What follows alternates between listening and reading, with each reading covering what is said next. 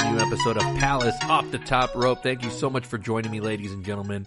And this is not so much a special episode today, but we're going to be focusing mainly on one topic, and that is Zack Snyder's Justice League. The Snyder Cut is finally unleashed upon the world. You can see it now for $14.99 if you subscribe to HBO Max, which I believe is one of the most top-notch streaming services that are out there, especially for the content that I love. So check that out. It's definitely worth it. Got to see it on Thursday, which I had no idea it dropped on the 18th. All right. I was assuming this was going to be a Friday release, just like the new movies. That's just what I'm accustomed to. I'm a movie theater guy, so that's just, how life is for me. So getting to see this on a Thursday, was awesome, and got to see it again on the weekend, just, preparing for this podcast. And along on this journey with me is going to be Tyler Bishop, who I'm going to be bringing on in just a few seconds. This will be his third time on the show, I believe. The last time we were on a pod together, we were discussing all of the events that took place at DC's Fandom, which was a virtual Comic-Con type event where they were showcasing everything that was upcoming for Warner Brothers and DC properties. That was a lot of fun. I always appreciate Tyler's insight into this stuff, not just because he knows all about it, but his takes are pretty interesting, and I always enjoy them, and we can have these honest conversations. I don't loop him into the fanboy, the toxic fans that are out there, which I like to probe at with no hesitation. I will always go to war with those people, and I will continue that war. So bring it on, geeks. So he'll be coming on in just a second. You'll be getting our thoughts on how we got here, the actual movie itself, and where we could possibly go in the near future, where we think this is headed. We don't know. We don't have a crystal ball, but it's nice to have those conversations. So after this brief break, if you haven't seen Zack Snyder's Justice League, you're going to want to hit pause, go watch the movie, come back and hit play and listen to our conversation. Other than that, enjoy the ride. This is me and Tyler's journey of Zack Snyder's Justice League. Enjoy the show. So begins the end for Darkseid. I've never seen a being this strong. Maybe one. He's back.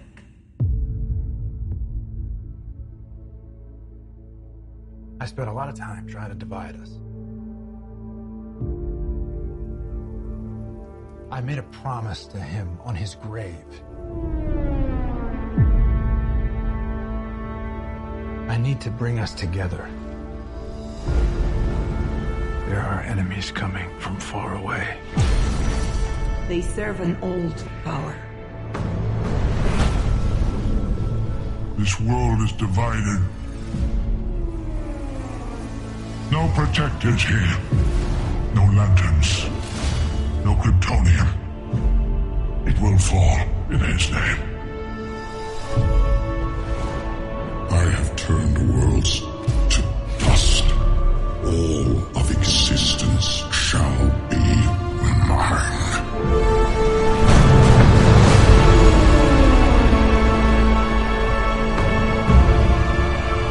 I have a second chance. I am not gonna waste it. He said the age of heroes would never come again. Fighting the devil and his army.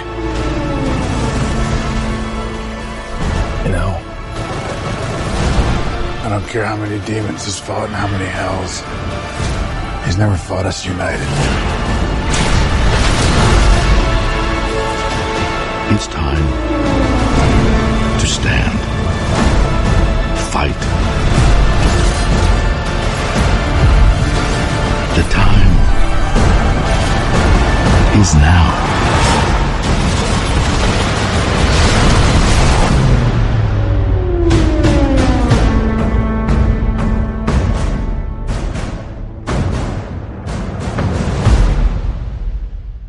All right, folks, we're back, and I've got Tyler Bishop in the house, who last time we were here, you can actually check out this episode. It was called Fandoms, where we covered everything that was going to be happening in the DC world, and this was back, in August of last year. August. Welcome back, buddy. Thank you. How have you been? Great. Awesome.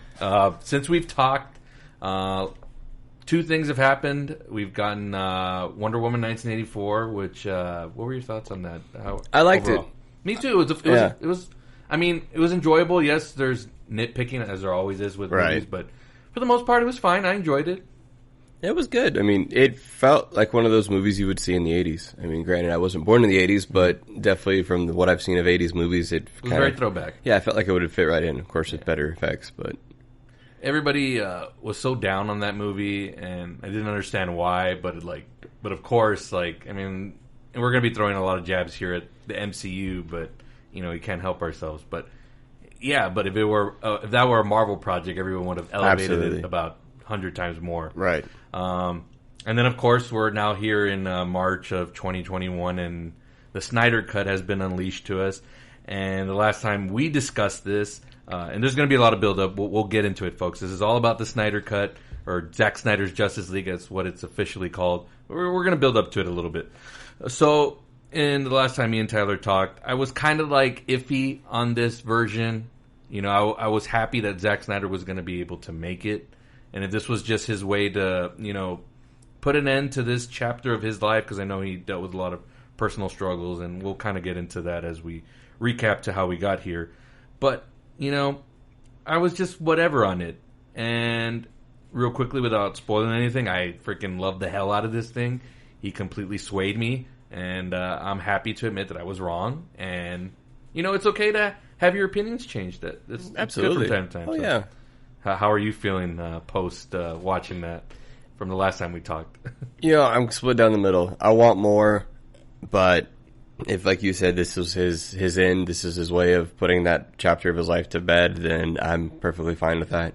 You know, he got 3 phenomenal movies, you know, from starting, and he made a story. Like, he started with Man of Steel, and he ended with this one. You know, it's not necessarily a pretty bow on everything, but it's a successful arc.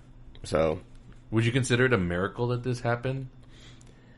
You know, I feel like I would say a miracle, but I also feel that it's something that was on the minds of a lot of people, and a lot of people at, you know, Warner Brothers and everything, and just a lot of things aligned the right way in order to get this going. Because real quickly, if there was no HBO Max, does this even happen? Like, is it even possible? Because the movie is, you know, at 4 hours, 4 hours 2 minutes, if you want to be more accurate. Right. Does this get a theatrical, you know, release? Like, is it even possible for that long of a cut of movie? I mean, we've seen it before, but, you know, this is a really big blockbuster with big iconic characters. Would Warner Brothers have let this version get released into a theater? You know the movie industry a little bit better than I do, given our work areas, but I think COVID had a lot to do with a non-theatrical release. Let's say if we didn't have this, where we were actually getting blockbuster films, I could see them trying to get a screen set aside for one of these movies. You know, at this point now, they're just trying to get people in the door to get this film industry back up on its feet.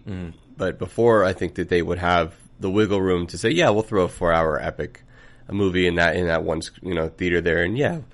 You know, because they brought Lord of the Rings back in, the extended editions back into theaters. Right. So I don't see why not. I just think that the way of the world definitely played a lot of factor into putting it on the streaming service versus actually getting theatrical. I like that answer. We'll circle back to that question as we move along. I want us to recap for the audience just exactly how we got to this point. And this is going to take us back a couple of years. So let's go back to 2012. Right. The Dark Knight wraps up with Christopher Nolan. You know, that was always going to be a 3-story or 3-movie type deal, and Nolan was going to finish it up, and that's it. The Avengers also came out that same year. So Marvel's already got its ball rolling with its characters and build up of movies.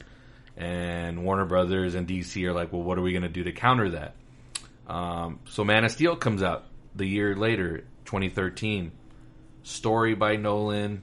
He's producing it. Yeah. He's kind of like handing the reins over to Zack Snyder. It's like, okay, cool. Are we going to get some type of connection here with Nolan? Maybe they'll bring in the Batman back. Who knows? So Man of Steel comes out. A lot of little Easter eggs thrown in there with Batman, and I don't know. There was a Wayne satellite. Yeah, correct. And go ahead and jump in on any of this and interrupt me whenever you want to, Tyler. So Man of Steel comes out. There's those little Easter eggs. The movie is... It was a box office success, but it wasn't the huge splash like, I don't know, like a Dark Knight. I don't know if they were expecting those type of numbers just because Superman is just as iconic as Batman, and we're getting a little bit more of a, I guess, Nolan-style serious version of Superman. So what were your thoughts on the overall like presentation of Man of Steel and the reception and all that? You know, I'll just, for, I guess, argument's sake or covering, I'm not a Superman fan. Okay. I don't really like the character. I argue with my wife all the time because she's a very big like Wonder Woman, Superman shipper. But I just think he's unnecessary. I mean, he's all powerful, and his biggest weakness is a rock, and that's essentially what every villain uses. They're like, oh, you know, whatever. But and then of course they just create new powers for this guy every time he has a challenge. Versus someone like, you know, Batman, who has the potential and has plenty of times in the comics lost it all. Or any other character like Green Lantern. But anyway, I liked Man of Steel because it was something different. It wasn't, you know, super full of color like, you know, the Christopher Reeves one. It wasn't, I mean, it had a, I like Zod. I like the villain, man. I liked Michael Shannon as Zod. I think I liked the villains, and, you know, I'll talk about a lot of things I like. I like background characters. I like secondary characters more so than the main characters. I feel Henry Cavell was a great addition. You know, he was kind of like an unknown. I know he was he was in the Tudors and whatnot, so he was a very, like, I guess, period piece actor versus an actual, like, epic. But they really humanized Superman for me. You know, I went into it thinking, oh God, it's just going to be bullets flying off the dude, and it's going to be a whatever, two walls hitting each other until one finally crumbles. But it was, you know, you could relate to when he was a child and getting bullied or having, you know, what's happening to my body kind of thing. But of course on a galactic level. So, and Kevin Costner was a phenomenal Pa Kent. Absolutely. What this movie did get right was the supporting cast around it. Like a lot of heavy hitters. Russell Crowe, Amy Adams, Diane Lane. I'm like, okay, cool. Yeah. If DC's going to go this route and get like the heavy hitter actors, which Marvel at the time still wasn't kind of doing that. You know, you can say, you know, Chris, the only really major star at that point was Robert Downey Jr. Everybody was still trying to prove themselves. Well, it's Sam Jackson, I guess, but he was in a very supportive role. But he's always been like a supporting character. But then it wasn't until Winter Soldier you're like, oh, Robert Redford, oh shit, okay, cool, that's a heavy hitter. But DC kind of struck it first, and they did it with the Nolan movies too. Like all the actors in those movies are like just real actors. And on that note, I feel that DC has always won out in casting for me. I mean, Marvel's done great casting unknowns that have been molded and built up to these characters. But DC has always, I mean, look at just the list of Oscar-winning actors in Justice League alone. Yeah. You know, they got J.K. Simmons, they got Amy Adams, you know, all of, like, Jeremy Irons, like, all of this, just these, like you said, heavy hitters. Morgan these Freeman. Folks, Morgan Freeman. Yeah. But all of these actors that have just, like, mastered what they've done and have been around the block and in so many different genres. Like, I mean, you look at Amy Adams, and sometimes you remember, what was it, Cinderella that she was in, or Ella Enchanted? Yeah, it was one of those kiddie movies, but that's, you know, not the same woman. So definitely having, like, you know, Superman raised by two Robin Hoods was amazing. And it's kind of like if DC hadn't wet the bed with all this other stuff, and we'll talk about it as we move down the road. And Marvel's kind of like, just like, it's kind of default, like, that's where these actors now go. Right. But if you think about it, if they were, like, on an even keel, I think a lot of actors, it looked like they'd be shifting more towards DC property. At least that's how I see it. Like, absolutely. But now, I mean, obviously Marvel gets, you know, the Michael Douglases, the Annette Benings, and, you know, just Jude Law, you know, you throw in actors like that. But that's just because now that's all they can do. But I do like the different characters, like your J.K. Simmons, for example, who's been in both worlds. Yeah. He played J. Jonah Jameson, which is such an iconic character, and he played it to a T. And then, he got a little bit more screen time, and the Snyder cut is Gordon, and it just made me want more. Like, I want to see J.K. Simmons, because I know he can do serious roles. I want to see him as the, you know, worn down Gordon who's had to deal with Gotham's criminals for so long. Yeah, you're anytime he pops up on screen, like, you immediately, like, your eyes go to him. There's just something about him. I want to. Yeah, you're right. I want to see him more as Gordon and his take on it, because you know he can do something with it.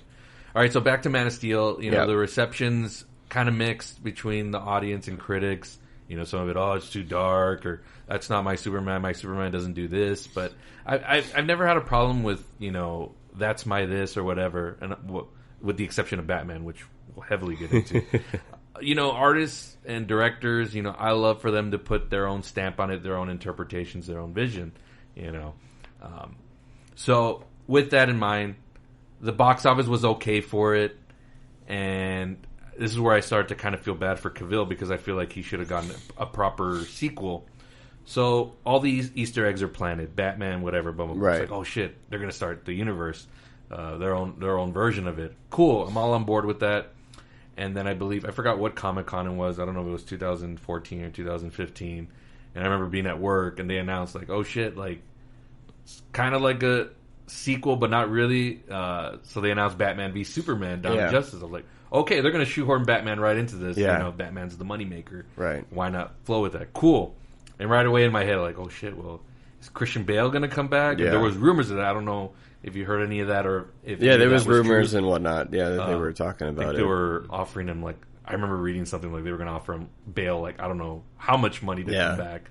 And I was like, cool. If they do that, I guess. I know they wrapped it up perfectly, but, I'm all about Batman. Cool. Give me more of that. I'm good with it. Then we come to find out Ben Affleck gets casted. Yeah, I think it was like 2015 when they announced that, yeah. And holy shit, I lost my mind because not only is Batman my favorite comic book character, just character growing up in general, but now you got like my favorite actor playing the role. So that was just like a 2-for-1 for me. So I was giddy as shit. So I'm like, give me Ben Affleck. And there, just as always with casting, there's people that are going to say crap. So right away people were like, no, he sucked as Daredevil. Yeah, and Ben Affleck that sucks. was the biggest thing. He was a terrible Daredevil. And it's like, I mean, he's a terrible Daredevil, but he's a phenomenal actor. I mean, he's an Oscar-winning writer. He's an Oscar-winning director for Argo. I mean, he's got the backing of of actually looking at source material and creating this character. I mean, look at Gone Girl, the movies that came out before this, the Accountant. Yes, movies like that were just. So he gets casted. I'm giddy as shit. Audiences are like, we're not sure about it. My whole campaign was like, just wait and see. This guy's going to pull it off, and y'all are going to eat your words. Same thing with like Heath Ledger. Same thing when everybody gets casted. Just wait to see what the actor is going to do to it. There was hate for Michael Keaton too, wasn't it? Yeah. You're like, oh, Mr. Mom can't be Batman. Yeah. So, same thing that just happened recently, and I know it's kind of like not Joaquin Phoenix is Joker. Cool. Heavy hitter actor. Wait to see what he's going to do with it. Yeah.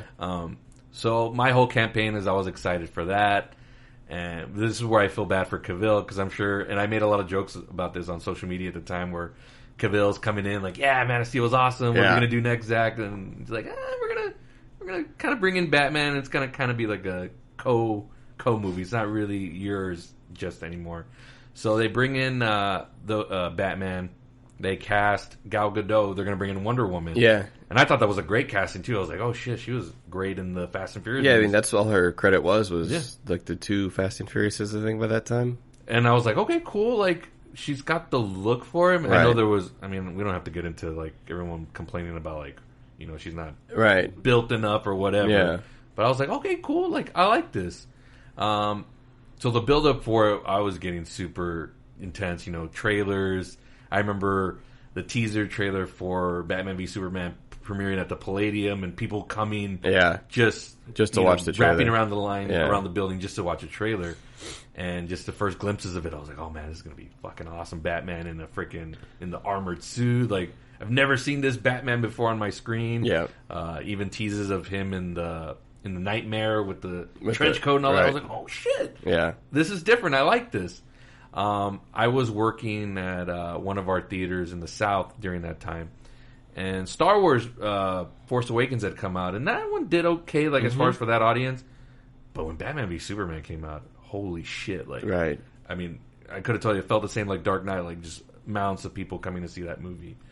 I think I watched it like 5 times that weekend. Mm-hmm. I was a little underwhelmed at the time when I saw it. I was kind of just like, I saw it and like. I loved Affleck, of course. Affleck did a fucking hell of a job.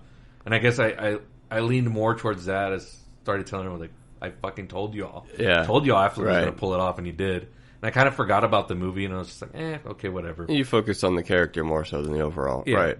So then they announced that I think even before the movie came out, that there was going to be not an alternate cut, but a more extended cut. Yeah. and it was going to be 3 hours because I think the original clock's in at 2.5 or something like that. Yeah, and it was even that as it was rated R. Yeah. You know, it wasn't much that made it rated R, but it was just a little bit that they cut out was what they had to do to get a PG-13 rating. So, So I heard that a little bit before the movie came out. That may have been kind of like whatever with the theatrical version. So I saw it once and just forgot about it. Then when that version came out on, I think it was only like on DVD and Blu-ray, I bought it. I bought it digitally. I didn't buy the physical copy because I wanted to see it. And I was like, okay, cool. This explains a lot more. I enjoyed this version just a little bit more. There's still stuff that I'm kind of iffy on, but overall, it was a better experience. That's what I've always told people about that Ultimate Cut, you know, because so many, I know we've mentioned it before, but people always like shit on the theatrical, and it's like, dude, just watch the Ultimate Edition. It flows better. Mm-hmm. It actually tells a story. It's not like super choppy, and it's like, well, how did they get there? How did this happen? Like, where did this come from? It's just, I don't want to say it gives you all the answers, but it's just a complete, cohesive, like, flowing movie is the Ultimate Edition. Yeah. So that comes out. I'm like, okay, awesome. I'm cool with Snyder continuing this version, even though I'm still a little iffy on him, and I still have the same opinion of him where I'm like, his movies are all right. It's a little bit more flash and substance, and we'll get to Snyder Cut, obviously, where he finally gives us a little bit more substance, which freaking I enjoyed the shit out of. So that movie comes out, is a huge financial success, but critically, it's kind of like, whatever. Even audiences are kind of like, it's too dark, whatever. But I never understand when I say stuff's dark or I enjoy the darkness of it. I mean more like they take it serious, right? You know, it's not everybody quipping and making a joke, which suffice to say, we talked about this off air. Marvel, the MCU, has kind of conditioned the audience to react that way, where they want these characters to be meta and self-referential, and sometimes not even take the material seriously, right? And I don't know. I hate that the MCU's kind of done that, and that's what I guess, not to dwell on that. I know this is a Snyder Cut episode, but one of my biggest issues with the MCU is that Captain America's identity. Captain America never reveals who he is. He doesn't believe that. So that's what happens with the Civil War is the Superhero Registration Act, and he doesn't want to give up his secret identity. Yet everybody and their mom knows that Steve Rogers is Captain America in the MCU. Yeah. He's got a whole goddamn Smithsonian. It's like, come on, Yeah. That's funny. Yeah. Okay, so Batman v Superman's out of the way. I think Suicide Squad's right a little bit right after next, that. Yeah. And we get a cameo from Ben Affleck's Bruce Wayne in it. Okay, cool. They're continuing to build his universe.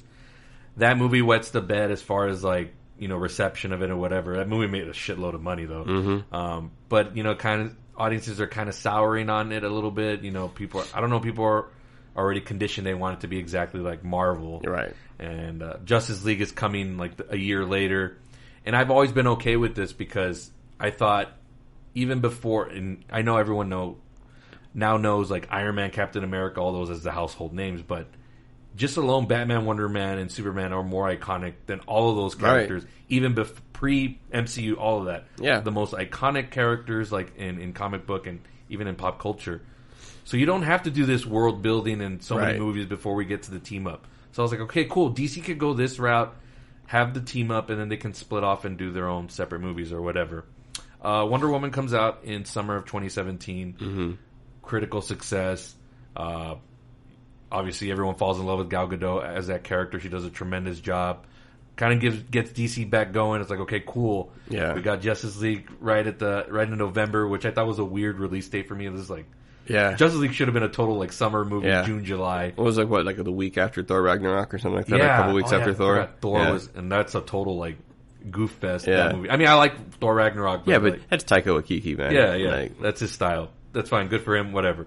So I was like, okay, cool, whatever. Justice League after that. But there's not really that much. I don't know. This was probably a Warner Brothers deal, but the marketing behind it was very weird. The trailers were kind of, throwing different tones at you. I don't know. What were your thoughts on the marketing for Justice League? It had great music.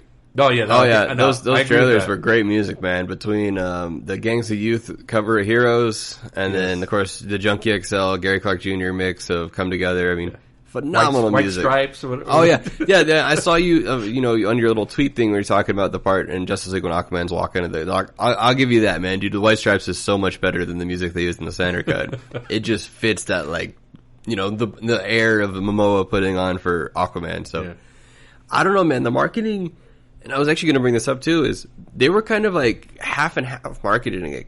With, I guess, Warner Brothers marketing their version of it, all colorful and whatnot, hiding Superman when we all knew Superman was going to come back. Like, it was obvious, but it just wasn't, nobody was saying it. So all the posters didn't have Superman until, like, the movie came out, and it's like, that was kind of dumb. It's like the worst kept secret, basically. But I actually bought a hat from, like, Think Geek or something like that. It was a Wayne Aerospace hat. Mm-hmm. And I bought it and I wore it around. People were like, oh, what's that from? What's that? And I was like, oh, it's from Justice League.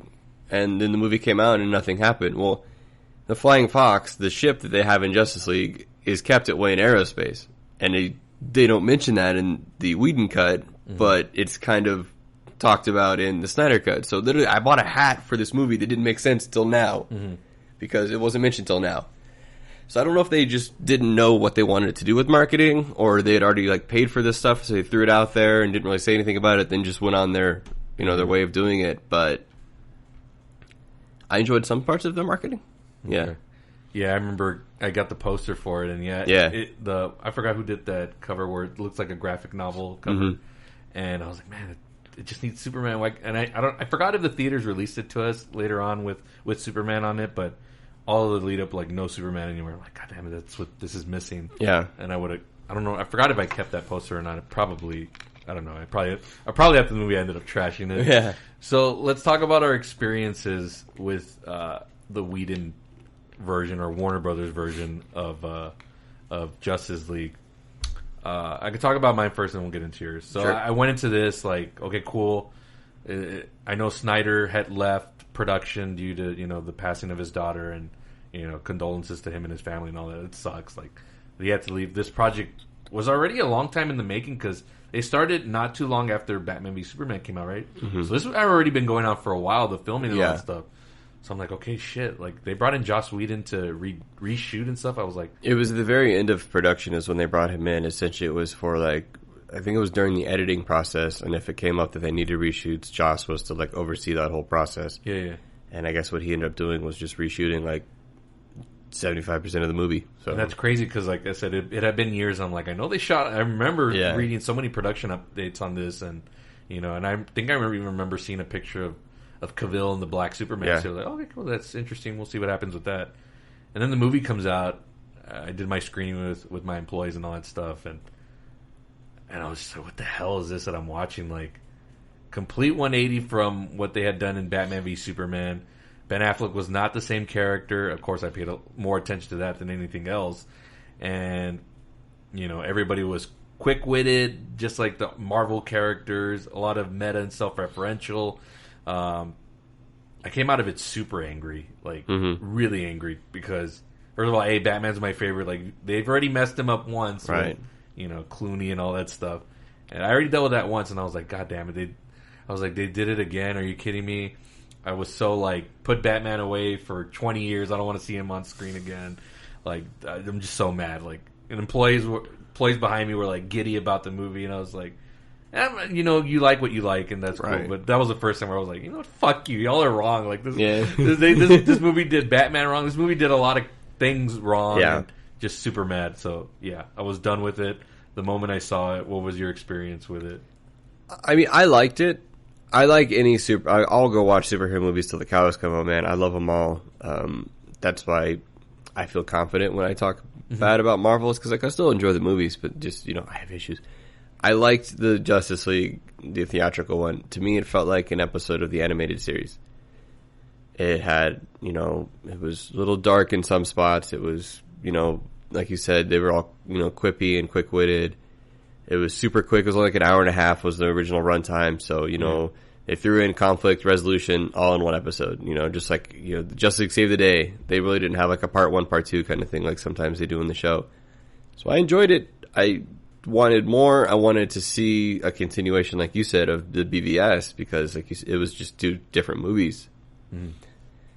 But I kind of watched it and forgot about it. Like, I have the Blu-ray and whatnot, but I've only seen it like once or twice. So that movie comes out, bombs badly at the box office. I remember when it came out, obviously I've been at the theater since, and I remember it came out in November. I think by like almost like mid-December, towards the end, it was gone, like out of the theaters. Like nobody really cared.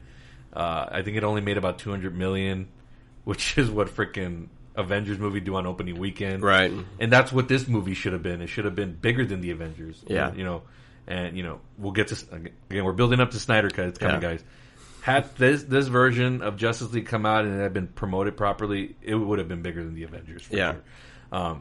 And I felt bad. I was like, these are the biggest characters in all of comic books, and only $200 million? I was like, what a fucking sham and disgrace. And then you start to hear all the stories about what happened behind the scenes, and I guess the biggest one that pissed me off was Warner Brothers rushed a lot of this because I think to get executives bonuses so they could meet a release date, which is why I've always said, like, calm down with always wanting your movies like super fast. Like, let artists and storytellers build up. If it takes 3-4 years until we get it, so be it. Like, the build up will be worth the wait.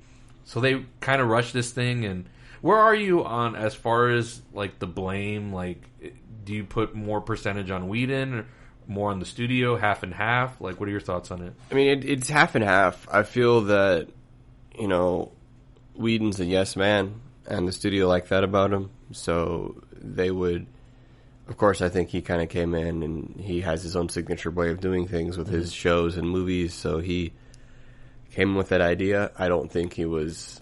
I don't know. I don't want to place a lot of blame on Whedon, even though he was put in a tough spot. He was put in, And I know, like, forget his personal stuff. Whatever's going on with that. Let's absolutely. talk about him. Him as a professional. Just I feel that I don't think any director out there nowadays, or in any sense, wants to go into to take the helm off of someone else and just immediately butcher their movie and change it. It's just disrespectful. I mean, it's just like, nobody wants to work on something else, or like a tattoo artist, man. Like, if you want another tattoo artist to finish someone else's work, it's like, you don't do that stuff. Like, that's someone else's piece there. You don't fuck with it. So I feel that Whedon, like you said, was in a tough spot. The studio execs wanted a certain way, and I guess he only did it the way he knows how. I kind of, after watching the Snyder Cut, I was like, I wonder if, on some level, out of respect, maybe he's obviously he probably saw all the Snyder footage. I was like, you know what, that's his stuff. That's let me shoot vision. A whole new movie. Let me do something, whatever. I'll try to put a Band-Aid on it as best as I can. I think on some level that has something to do with it, because I know you're watching the Snyder Cut and you're like, how is this left off the Exactly. the cut? Exactly. And so I guess I'll go 70-30. Yeah. More the studio. Right. And, all the financial stuff, which is a bunch of BS. Like, that sucks. Like, and this is why I hate studio interference, and this is why I always clamor for artists like Nolan and Tarantino. Like, when they get their movie made, like, it's their vision, like, absolutely, the way they want it. Yeah. I feel like it should always be like that. But, studios, when it comes with comic properties, like, and even Marvel for a while struggled with this until they finally got it right, and now they're kind of like untouchable. They'll let them do whatever they want. They still have to keep a straight line, but for the most part, sometimes the directors get to do their visions. But they started out that way. I mean, if you hear the talks about, like, Iron Man, I mean, they had, like, 3 pages of script, and, like, the rest of the movie was literally improvised by, like, Jon Favreau and Rob Downey, so...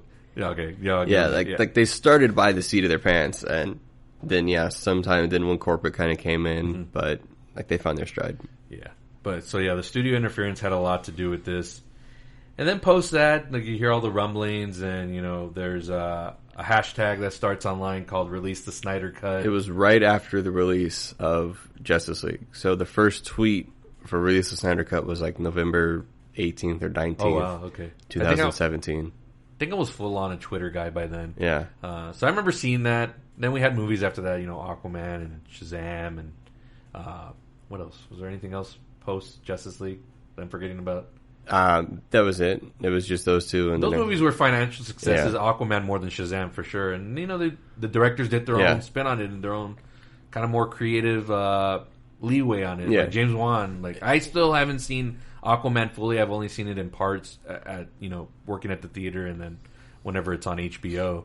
But I'm gonna dive into it because Momoa won me over more the Snyder Cut more than the Whedon Cut, but that's not my fault. It's the way he was presented. It's still funny to me that both directors of James Wan and David S. Sandberg, I think that's his last name, are like horror movie directors. Yeah. So like, just it's, and you could see like a little bit like in like when you do watch Aquaman the whole way through, there's a horror element to it in certain spots. So you can see where James Wan kind of lets his creative juices flow, and then same thing with Shazam. There's horror spots in there, so it's good because there are dark spots in comic books. So yeah.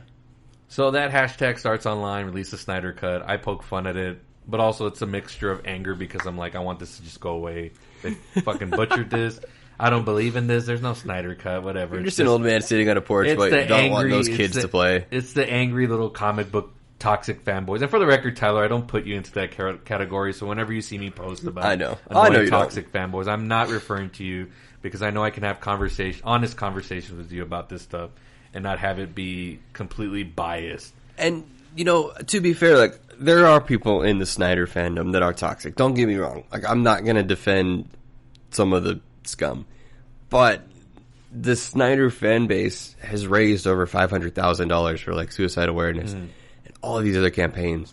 I mean... That stuff's awesome. Yeah, I love to hear they've stuff all like done that in the name of Zack Snyder. Okay. I like that. Stuff like that's cool. Versus like the Star Wars people who bully, Asian American cast members into deleting all their social media kind of stuff. Threatening the director. Okay, cool. I didn't see any of that. Like, we didn't, you fuck this up, we're going to kill you. Exactly. Man. Okay, I'll give you that. Star Wars fans are a little bit more intense. But either way, I still kind of lump them together. Some of them in that same fandom. So that's who I'm always going after when you see me on social media. And for the most part, it's a troll job by me. And, you're a mark, man. And the day I don't get a reaction out of these people is the day like I should retire. But the fact that they respond in the least to me, I'll keep doing it because it's like it's bait, man, and they keep falling for it. And see, that's what I love about you is because you can tell, like, and I don't want to throw anybody and say that people are dumb, but like you see your stuff and you're trolling, you're throwing it out there just to get you're the Joker, man. You're doing it to make the world burn. But like I've seen some people, and I just want to touch on it, that they talk so much hate about the Snyder Cut. They're just like, and this one, like I saw it today, and it made me mad. Like not like you're troll level mad, but this dude's like, I hate Zack Snyder movies, and this is not. And I was like, hey, you can't hate someone's movies. Like Zack Snyder didn't come in your house, break all your dishes, and light a fire on your couch. You can't hate the guy. You don't know him. Yeah. You can dislike his movies. Just like there's certain movies I don't like. You can dislike them. You just hate is such a powerful word, and just to be like throwing it out there like a big dick in the locker room, like, dude, no, man, you don't hate his movies. And this is the guy. I mean, I kind of hope he doesn't listen to this because he's a good guy, a friend of mine. But he loves like the Punisher series and the Daredevil series. So I was like, oh, that's okay for you, that dark and gritty Punisher. But Zack Snyder, no, fuck that guy. Like, it's dark and gritty. It's only good when Marvel. Exactly. Like, come on, dude. I love throwing that. Oh, but if Marvel did this, like, no, man. Like, I'm sorry, dude, Batman with a gun is too much, but Punisher doing all that shit is just okay. It's a lot of hypocrisy, and that's where I come in. I'm like, okay, if you're gonna be like, be the same on both sides. Don't let somebody else get away with it, and then you bash the other side. Yeah, because then that's where you're showing your bias right there. So, I'll always do it. But and again, I like to defend myself. I don't hate these movies. People think I hate the comic book stuff, and I don't. I genuinely enjoy these movies. My thing is when people make it out like these are the only important things. Yeah. These are only the important movies. Right. Only because Marvel does this. Like, oh, they're the only ones that can do political thrillers. Like, no, like, there's other different types of movies that have done that way better. I mean, there was... Marvel knows how to do grief. There's way other stuff you can tap into. They didn't invent it. And they conditioned the audience that way. And that's where I'm bothered. I mean, God, there's so many movies that I've seen before, Marvel movies, that made me feel grief. Or, like, goddamn, and political thrillers you're talking about? Like, what is it? The Manchurian Candidate, or, like, The Sum of All Fears. Bro, Tom Clancy wrote the book on political thrillers. MCU guys, or Marks, like, there's other movies out there. Yeah. Like, enjoy it. Like, expand your horizons. But no, I enjoy these movies a hell of a lot. I even enjoy Batman v Superman, the Ultimate Edition. Like, I'm not a full on I guess Zack Snyder is just, for the most part, not my particular taste. Right. But I could say the same thing about Michael Bay. He has a style, and sometimes I'm into some of the stuff. But for the most part, I'm like, Or what is it, J.J. Abrams and lens flares? Yeah, like everybody has their own style, and Snyder, again, hate's a strong word. No, I just don't. His style, his movies, no. So again, this army and this hashtag is growing and growing, and what, Justice League came out in 2017. Okay, so this thing's building and building. And I'm convinced it's fake, and it's just a whatever thing. Right. But then you start getting people that worked on the film, like Oliva. He was one of the a writer, kind of a little bit producer. He starts getting in on this stuff. Some fans in Australia, they fly here to Warner Brothers, and they're all dressed up in cosplay, like the Justice League cosplay. They paid for a plane to fly a release the Snyder Cut banner above Warner Brothers HQ, and they're all standing outside petitioning this, and it's just this army that's starting to form, like you said. And there's people that are denying it, and they're like, oh no, it doesn't exist. Like, all your film writers and whatnot from I want to say Hollywood Reporter and whatnot are saying well, we've talked to people at Warner Brothers and say it doesn't exist, but yet you have all of these people, not actors, until I want to say 2 years ago, I think, is when Momoa and all them started getting on it, but all of these people, underlings of the film, some of the Amazon, background actors and all that stuff. No, there's something here. I think one of the first of the actual cast that said something was the guy who played Steppenwolf, Cian Hands or something. I'm sorry, I butcher people's names sometimes, but he was the first one. That's not the movie we worked on. Okay, that's not at all what we filmed. These scenes aren't that. My character wasn't looking like that. The way that Zack portrayed it wasn't like that. So, okay. I did forget to mention that during the time of post Justice League, there was supposed to be a Ben Affleck directed Batman movie in the works, and I was still excited for that, kind of. But then there was a lot of stuff of what was going on set and what Affleck was dealing with personally, and then ultimately the news just kind of slowly just went away. Yeah. And then it was just announced that Matt Reeves was taking over. Yep. And then it was going to be a whole new story, nothing dealing with what Affleck had written or whatever. And then I think Affleck, not officially, I don't think it was ever really, officially announced that Ben Affleck is just no longer playing Batman. It was kind of just it just went away. It just went away. But it was started out as him writing, directing, and starring in. Yeah. And then it went from him... Just Matt Reeves went to directing, and he was writing with Matt Reeves and starring in it, and then it kind of just Matt Reeves takes full control. So they cast Robert Pattinson. They're going to do a whole other Batman movie. Cool, whatever. It's going to be completely different. So I'm down for that, and it's still happening. Obviously, I think we're getting it in 2022. Yeah, actually would have been this year. That would have been crazy post Snyder Cut. Yeah, and that was my fear. And we talked a lot about that. We did. In the last podcast we did together, was man, are people going to be clamoring to want Affleck back? And then what happens to Pattinson? Are people going to care about that? Right. And then it's are we going to get an oversaturation? And it's cool for the comic fans that enjoy all this stuff. And I know you enjoy all this stuff, so that's good for you. I'm happy for y'all. But then it's is it too much? I liked getting a Batman movie every 3-4 years. I don't need one. I don't need 2 in 1 year, much less every single year. So that's still coming on the March 6th, 2022 is the official release date as of now. Awesome. Damn it. I really wanted it to be this year in October because it would have been around my birthday. Yeah. I was a Batman movie on my birthday. I'll do a private screening for that. But, whatever. 2022, that's coming. I'm still super excited for it. This is around the time they start talking about HBO Max starting to do its own streaming service. Everyone's trying to compete with Netflix. You got Disney Plus. Marvel announced that they're going to do TV shows and all that stuff on that platform. Okay, cool. The streaming wars are kind of really starting to heat up. HBO Max is going to launch. They're going to have all the DC stuff on there. It's okay, cool. And another thing too, it's very minute compared to the big two. Your Disney and Netflix and that, but around this time, Netflix announced, like, low-key, they have the rights to, it's called the Millerverse, like the Mark Miller comics, which there's one called Jupiter's Legacy coming out this year, and they start producing their own comic book shows. So, I mean, Mark Miller has written, like, so many different comic books, and Netflix has the rights to produce all of their shows. So that's what they're going to start doing. So Netflix has their own superhero shows now, not Marvel ones. Like, they have the Umbrella Academy, so they're going, like, gotcha. I don't want to say independent comics, but your lesser-known publishing companies like Dark Horse and whatnot. So now they're, you know, bringing... Sorry, not Dark Horse.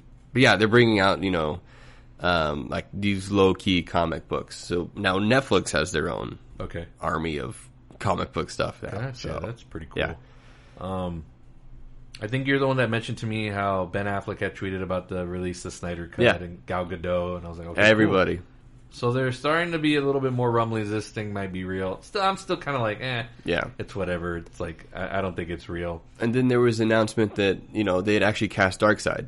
That Zack Snyder had actually cast and filmed Darkseid scenes with Ray Porter, who, Ray Porter is like this unknown dude that like 90% of us didn't know. And I was actually doing a rewatch of Justified, which is a TV show with like Timothy Olyphant, who he was in the first episode of Mandalorian, season 2. And he played like this hillbilly gangster in like 3 or 4 episodes. And I was like, oh shit, that guy's Darkseid? Like, okay. Interesting. But, yeah. Awesome. So I'm driving around one day. I'm doing my deliveries.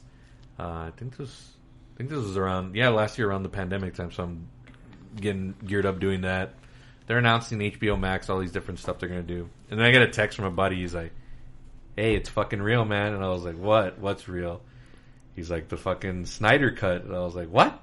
I had to pause somewhere. I think I parked somewhere, went to Variety. I always go to the trades. I don't go to these geek sites or whatever that. Which is good. No, I wait for the trades to actually publish what's real from actual Hollywood. And lo and behold, I go to Variety and it's like HBO Max to debut Zack Snyder's version of Justice League. And I was like, holy shit. Like, oh, wow. Like, okay. There's a real cut of this. Yeah, I think one of the first ones I saw was a picture of the Nightmare Batman, and it was all like black and white. And said, of course he's real. He's on HBO Max. Yeah, all these little images. Yeah. They had the marketing ready to go for it. And I was like, wow, this is already like a million times better than the marketing for Justice League. And so shit. Okay, cool. We're gonna get this version. And again, I'm still iffy on it. You can go back to listen to the last podcast with me and Tyler. I was still iffy on it, and even when the trailers came out for it, I think I was mocking it or whatever I was doing. I didn't really pay attention. They didn't really watch them either. Like, whatever. They add a cool like little song to it. They make it in black and white. Whatever. I don't care. Like, I'm still gonna watch it because it's Ben Affleck coming back. Because that was my one list on the priority. Like, if they can course correct and make Batman a better character in this movie, I'll be in. So all the lead up to it has been whatever. But as the weeks were leading up to it, till we got it this past week, I was like, okay, cool. Like, I'm a little bit more excited for this. I'm going to be a little bit more open-minded and not going and expecting to hate it. I'm just going to let it flow. We'll see what happens. And lo and behold, I forgot. I was assuming this thing was going to get released like on a Friday, like an actual movie, you know, at a movie theater. Thursday. So I wake up Thursday morning, and I'm like, I'm seeing all these reviews of it already. I was like, and it's not from like the same usual critics that get to see it first or whatever, because that had already come out days before, and people were already like praising it or whatever. And I always take those with a grain of salt, because these are the same people that every Marvel movie that comes out like, oh my god, you've never seen anything like this. So I'm like, pump the brakes. I'm gonna wait to see it, and I'll do that with every property, even like the Creed movies. If the Creed gets screened early and everyone's like, oh my god, no, I'm gonna wait. I'm gonna see it for myself, and I'm not gonna let myself get hyped up over it. So all these reviews are out this past Thursday, and I'm like, is it out already? Like, what's going on? And then the ads are ridiculous for it on Instagram and social media. And stream the Snyder Cut today. And I'm like, oh shit! So I think it's like right at noon I started it, and I had to work at 5. Nice. I'm gonna admit this. I was late to work because of it. So I was able to watch all 4 hours of it. And I took a day off work to see it. Holy shit! Because my plan would have been to Thursday night. Had this originally been a Friday premiere, I would have watched Falcon and Winter Soldier, the premiere, which also, by the way, is out, but it's whatever. Would have watched that at 2 a.m., gone to sleep, wake up early, and then watch the Snyder Cut. No, so I did it reverse. where I had a hell of an experience watching Zack Snyder's Vision, and then this is where we're at. This movie is out for the world. You can stream it for $14.99. I would just recommend buying HBO Max in general and keeping it. It's worth it. It is. To me, I think it's still. I've been spending all my time on HBO Max, not just because of the DC properties that they have there. You know, been rewatching other stuff like Gossip Girl. You know, just stuff that I'm into, teen soaps, whatever. It's way worth your money. The $14.99. I wish. My only regret is I wish this thing would have been a theatrical release, right? Or at least an IMAX. Oh yeah, the IMAX shows of the Snyder Cut. Yeah, maybe that will happen at some point. Maybe Warner Bros. will be like, let's make some dough off of this. Did you see though that they mentioned it, but they also remastered BVS and did it in a better aspect ratio as well, better color contrast and whatnot on HBO Max. On HBO Max, and they released it the same day as the Snyder Cut. Okay. So they have a remaster of BVS. And, more content for me to watch. Yeah. Love it. And, they kind of threw it in there a little bit. And I think it also released on 4K, DVD and Blu-rays and whatnot. Oh. The BVS did on Thursday as well. Holy shit. Yeah. Okay, awesome. All right, Tyler. So here we are. Snyder Cut has been unleashed on us. We've watched it a couple times. How many times have you seen it? I've seen it once. Fully? Unfortunately, I've wanted to see it more, but I had to wait for my wife to get off work to see it once. And then we did a garage sale this past weekend, so we've been kind of going. Right. But I don't have to work till Wednesday, so There'll be a rewatch there. We'll be rewatch for sure. So I've seen this twice already, or kind of three, but the other one was like with a commentary on another podcast that I was listening to, which I was disappointed in. What a fun movie, man. Uh-huh. It's 4 hours, but it's totally what it should have been the first time. Right. Feels big right from the start. Everybody throws around the word, GOAT and epic, all the terms that just get overused. This felt epic, man. Like the way these characters got their, pun intended, they got their justice. Like they got their deserved interpretation. I kind of, and I know some people said it, but to me it didn't feel like 4 hours. But yet, on the other, and maybe, I don't know, like I said, I've only watched it once. Maybe I might feel a little bit differently about the time the next time I watch it. But also maybe because when I was working at the theaters when Endgame came out, it's like with Endgame, the big battle happens, and there's still 45 minutes left of the movie afterwards, and you're like, God damn. Or they get all the Infinity Stones, and then Thanos attacks, and there's still an hour and something left in the movie. Right. So I mean, that one, to me, felt like, I guess during the rewatches, after you watch it once, you're like, shit, there's still a giant chunk of movie left. Mm. The Snyder Cut didn't feel like that to me. It flowed so well, and there was, highs and lows, or not necessarily, I don't want to say that, it's not the right word. There was action sprinkled in there ever so often to where it just kept going, and didn't feel like this giant, long, drawn-out spot, and then they have, the climactic battle, and then you still have, 45 minutes left. It didn't feel like that. It summed it up where it needed to be. This is another term that gets used a lot, and especially with comic book fans. You may disagree with me on this, but this is how I truly felt. This really literally felt like a graphic novel come to life. Right, yeah. It didn't feel... It's a movie, but it didn't feel like it as you're watching. It really felt like a panel-to-panel. Like you're a page turner. I know people say that about all these other different Marvel movies. Oh, this felt like straight out of the comic book. No, this, folks, just, again, my personal opinion, this really felt like a panel-to-panel, you're reading the book, quick little dialogue between the two characters and a big, elaborate, origin story of the mother boxes and Darkseid, whatever, just shit like that. And I was like, man, it's fucking awesome. This actually works better as one giant movie as opposed to a mini series which they had briefly discussed.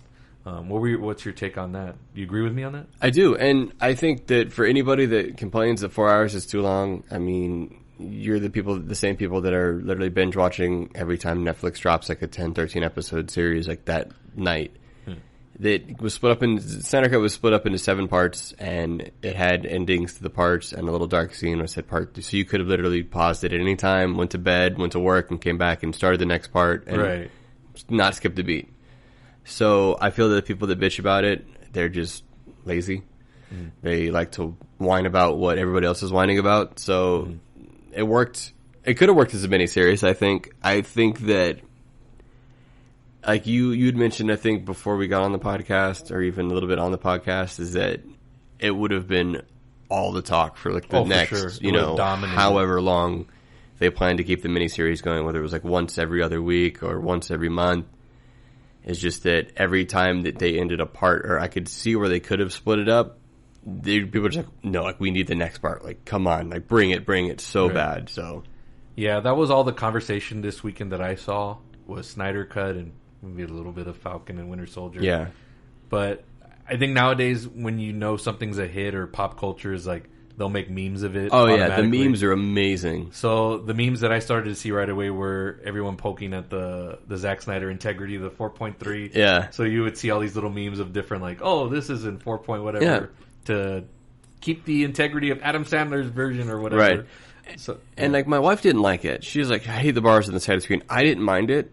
Yeah, that didn't bother me, but I'm also a film nut, so I'm a stickler for stuff like that. I wonder how many of the Snyder Cut bros are the very toxic people that maybe would have had a problem with that. Do you see them, or were they just like, whatever, give us, whatever version of... Well, I saw people that were posting in some like the groups and the communities on Facebook that I'm in. They're just like, how do I change like the ratio? Like, I didn't see an option. Like, why is it like this? Is it just like this for the beginning? And, I saw it in the beginning, but I just kind of melted away for me. And I just focused on what was going on the screen versus what was happening or not happening on the sides. Yeah. So, yeah, the moment I saw that, and I knew it was going to be presented that way. Yeah, because the trailer had come out that way too. Yeah. And then I was like, God damn, like, this would have been such an amazing experience on the IMAX. Yeah. Because for those of you who have never been on an IMAX screen, like, most of the movies do have the bars at the bottom, top and the bottom. With this movie, you would have gotten a full-on scope. Like, this thing would have immersed you. So that's my only, like, fuck, man. Like, I wish this would have gotten an IMAX release. So, but again, I didn't have a problem with the presentation. Whatever. I care about the story and whether... I knew visually it was going to be awesome because of Zack Snyder. So I knew right away, like, that was going to be a million times improvement on whatever Whedon and Warner Brothers gave us the first time. But yeah, man, just so many different ways we can dive into this first on what you liked about this. Where do you want to start, man? Like, we can go anywhere. Yeah. I mean, we can start at the beginning, kind of just roll through something I saw. And, as soon as I saw someone say it, I immediately agreed with it, is that, like movies in their sequels, they'll kind of like recap what happened in the first one or, do like a time jump to like, 12. This is how he's been living his life for 6 months now. Right. But like this, like the way that Zack Snyder did the Man of Steel to BVS to this one is you see the ending of the first movie and how it affects something else. Right. With Batman, Bruce Wayne, his perspective of the ending fight of Man of Steel. And this one, you see how Superman dying awoken the mother boxes. Yes, and right away you get this massive amount of exposition. Right. Whereas so you have that opening in the Snyder Cut of Superman yelling, just that dark shot of him of his stab wound. Like, that's the first shot you see. Like, oh shit, okay. Right. This is already heavy enough. And you see that echoing, and you see it goes through Lex Luthor, so you get Jesse Eisenberg right away. Goes through Atlantis, and you see Mara. Yeah. Goes all the way to the Amazon. Yeah, so, okay, cool. You're seeing how all these people are going to get incorporated into the story, as opposed to the Whedon Warner Brothers cut. Yeah. It opens with this cheesy Batman, like, cartoonish. Well, no, it started with Superman. Cell phone video. God. Superman. Glad to say that none of that footage is in the Snyder Cut with the botched CGI Henry Cavill mustache thing, which is... It's scary in itself, folks. If you've never seen it, and if you just want to see how bad they botched that, it's on HBO Max too.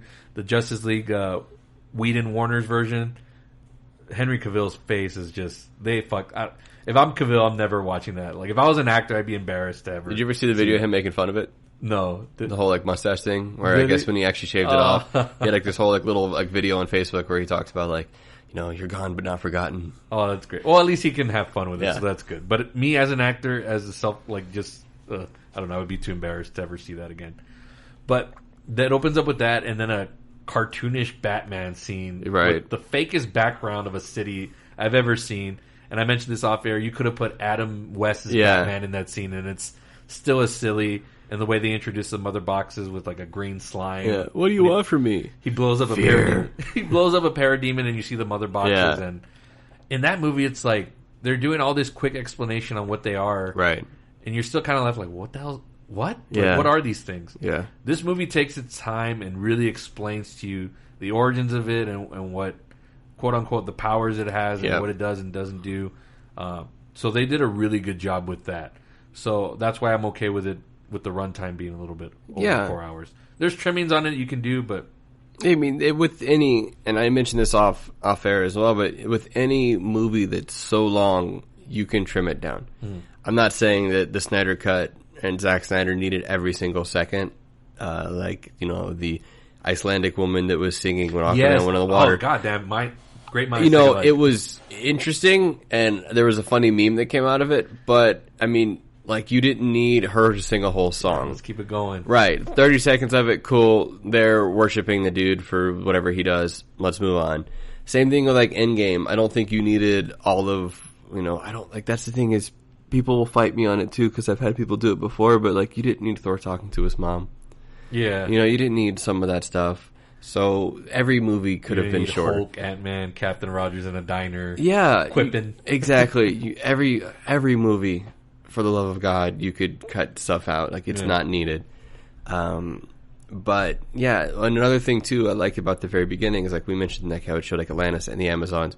But you also see a different, with Wonder Woman and Batman, when Superman dies. Like, you see their reactions. Yes. It kind of showed it in BVS, but you see Wonder Woman's demeanor change when she knows that he's not coming back. And you see Batman's demeanor change when he realizes Superman sacrificed himself.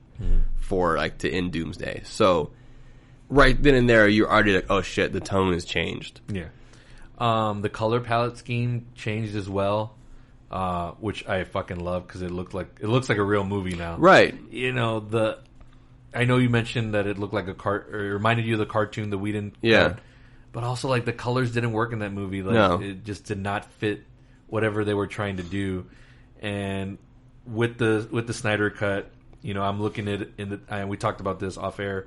It's got like a Lord of the Rings type of it. Yeah. It feels very gravitas heavy. Yeah.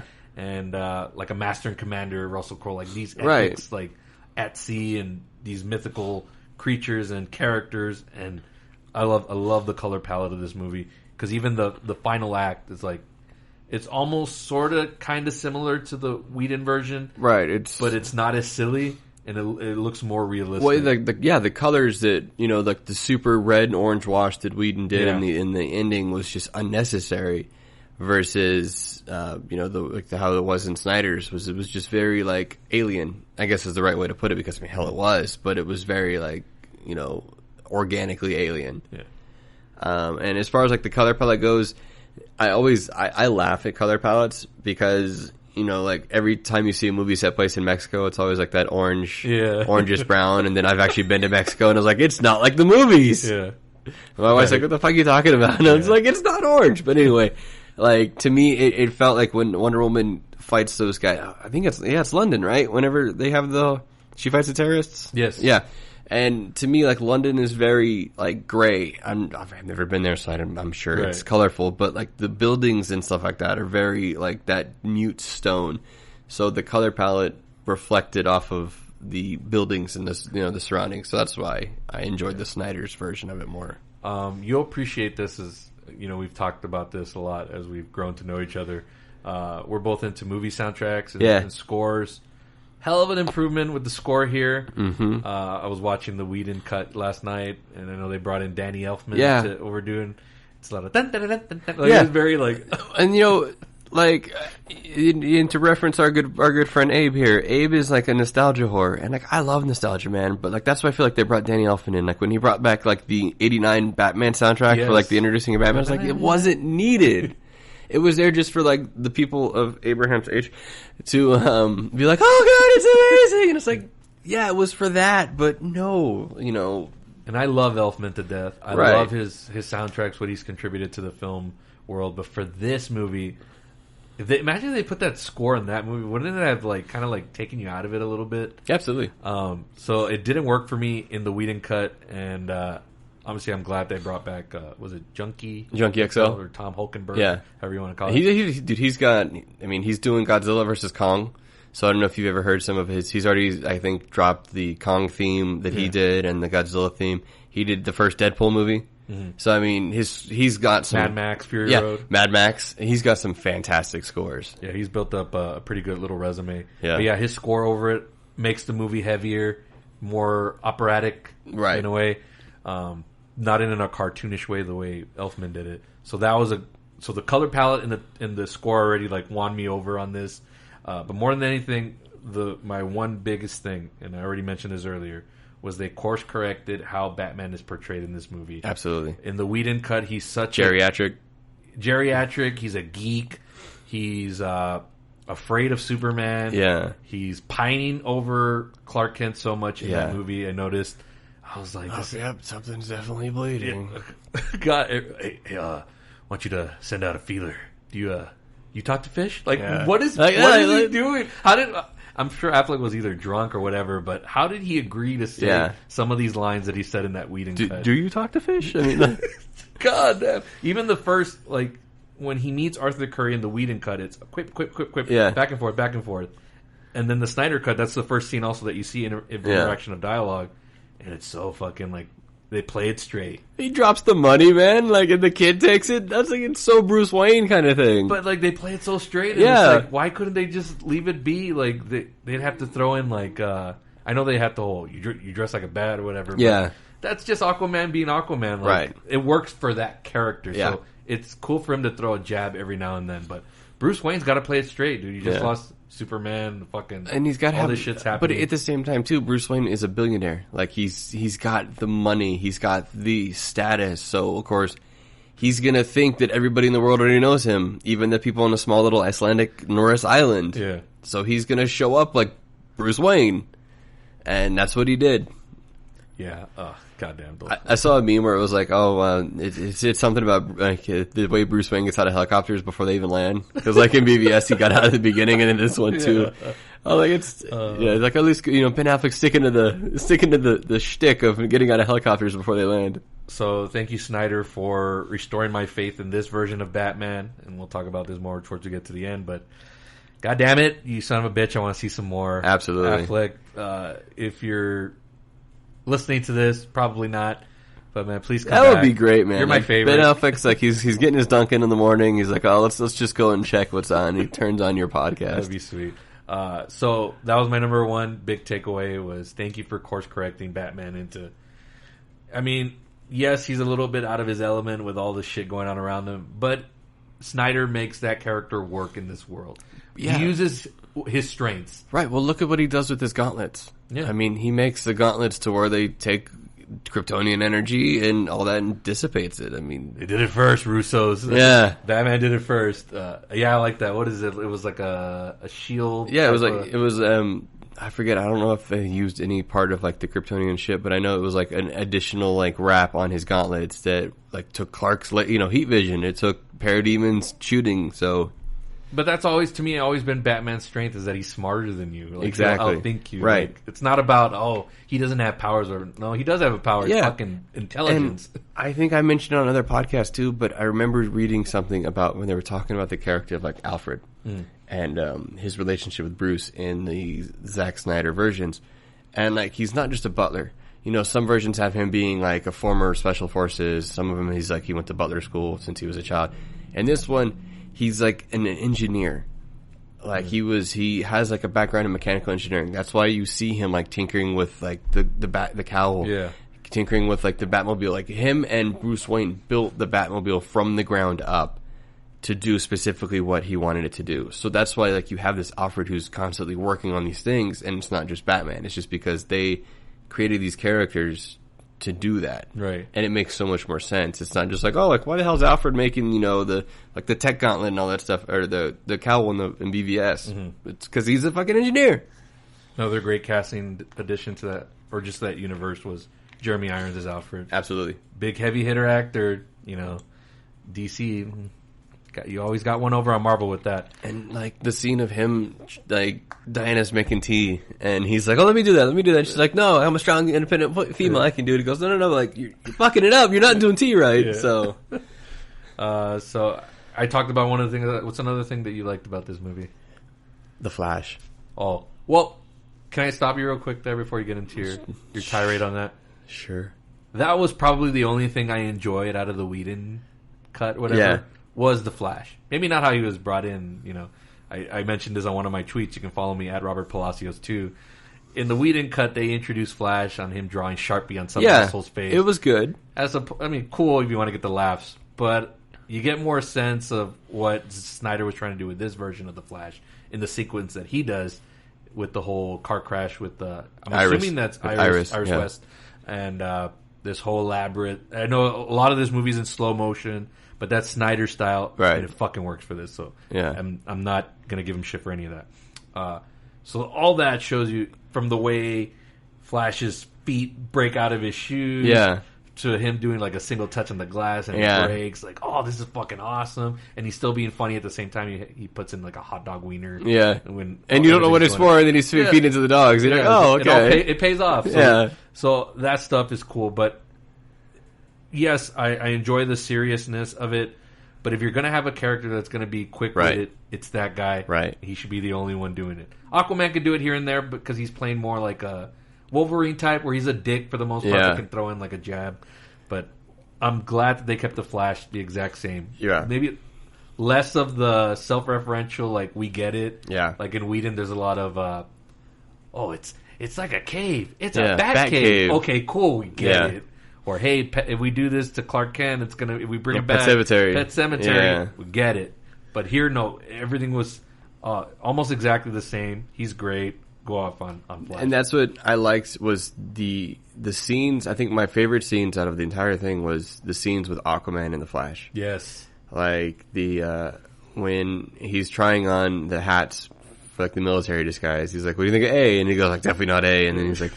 I love that. I mean, it's subtle and it's great humor. It doesn't have to be like in your face kind of humor. Yeah, it's not overdone. Right. It feels genuine. Their interactions and chemistry. Yeah, because then you fast forward to the part whenever they're looking for or they're on their way to fight Steppenwolf, and he's like, "Hey, is he okay?" And he's like, "Oh, he just wants to be left alone." So I mean, there's the there's more humanization. Exactly.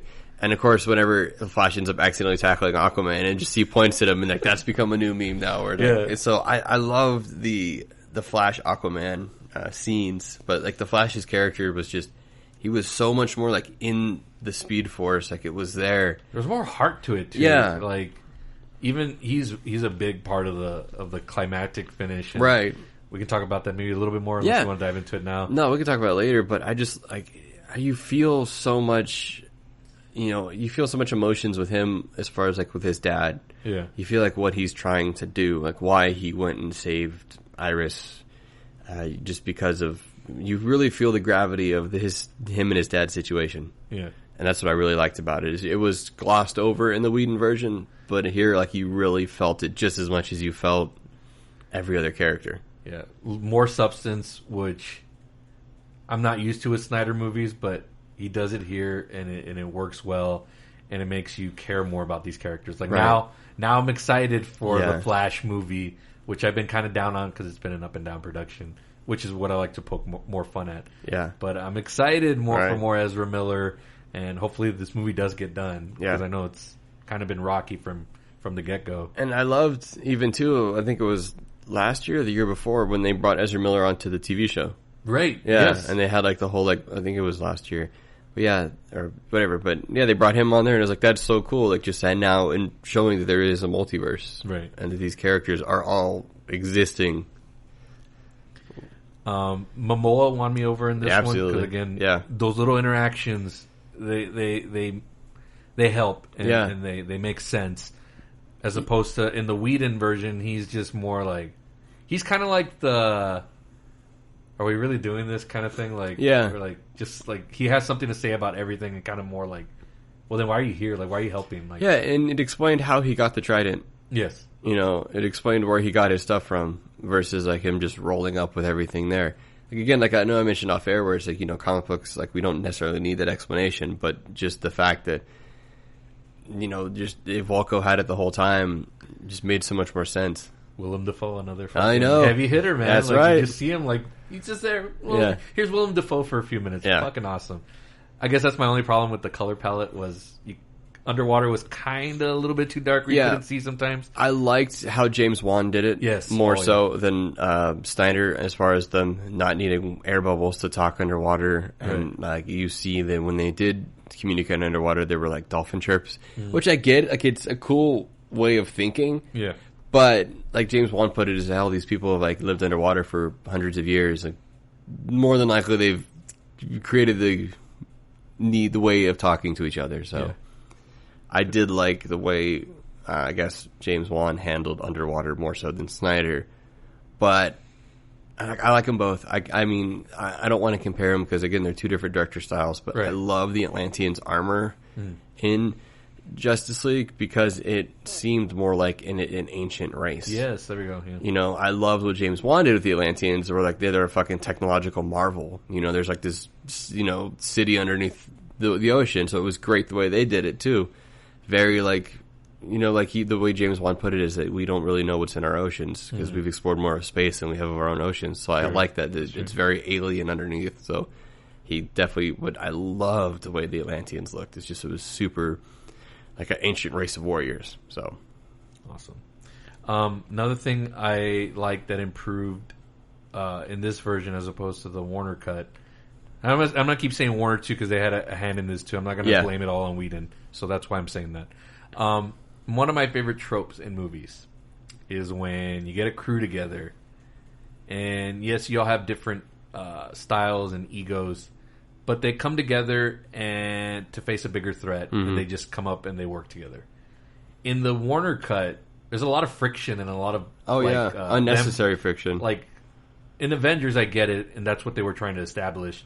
Like, oh, these guys are egomaniacs. Well, that's what it was. They shouldn't be in the same team. That's what it was. It was Avengers. They were fighting with each other egos versus the Warner cut of Justice League. It was more of like, hey.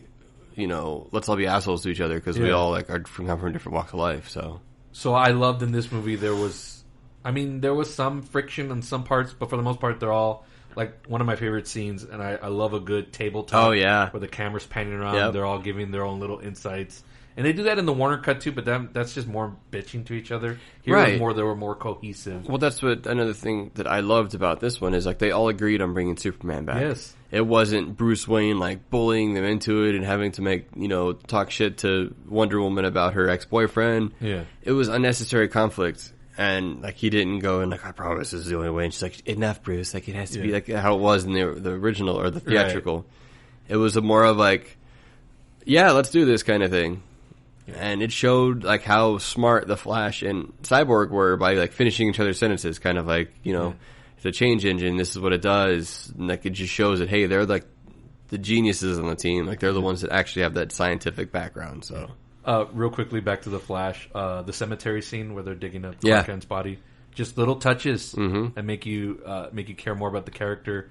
I think in the Whedon version, I think they're just quipping the whole time, as opposed to like they quip in the Snyder version too, but. Flash throws in real quickly, hey, this guy was my hero. Man. Exactly, right. Like, fuck, like, you see he cares about Clark Kent, he cares about Superman. Yeah. In that sense, you care more about Barry Allen, because he shows the more symbol. human side. Yeah, it shows like how meaningful the symbol of Superman was to you know, maybe that's the reason why the Flash started building a suit and starting to do stuff is because of Superman. Yeah. So, again, these little touches matter, and they help build the character, so I enjoyed that a lot.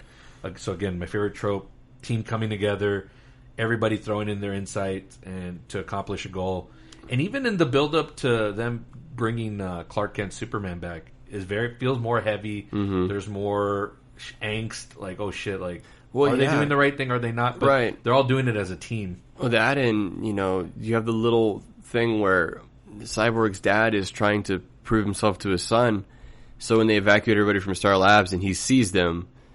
I love that fucking shot. And he's just like, no, like, you know, I'm here for you, son, kind of thing. So that's when he's like, oh no, get everybody out of here. And like he helps clear the place out, and it's just like him trying to redeem himself in his son's eyes by doing anything he can to help him out. Right.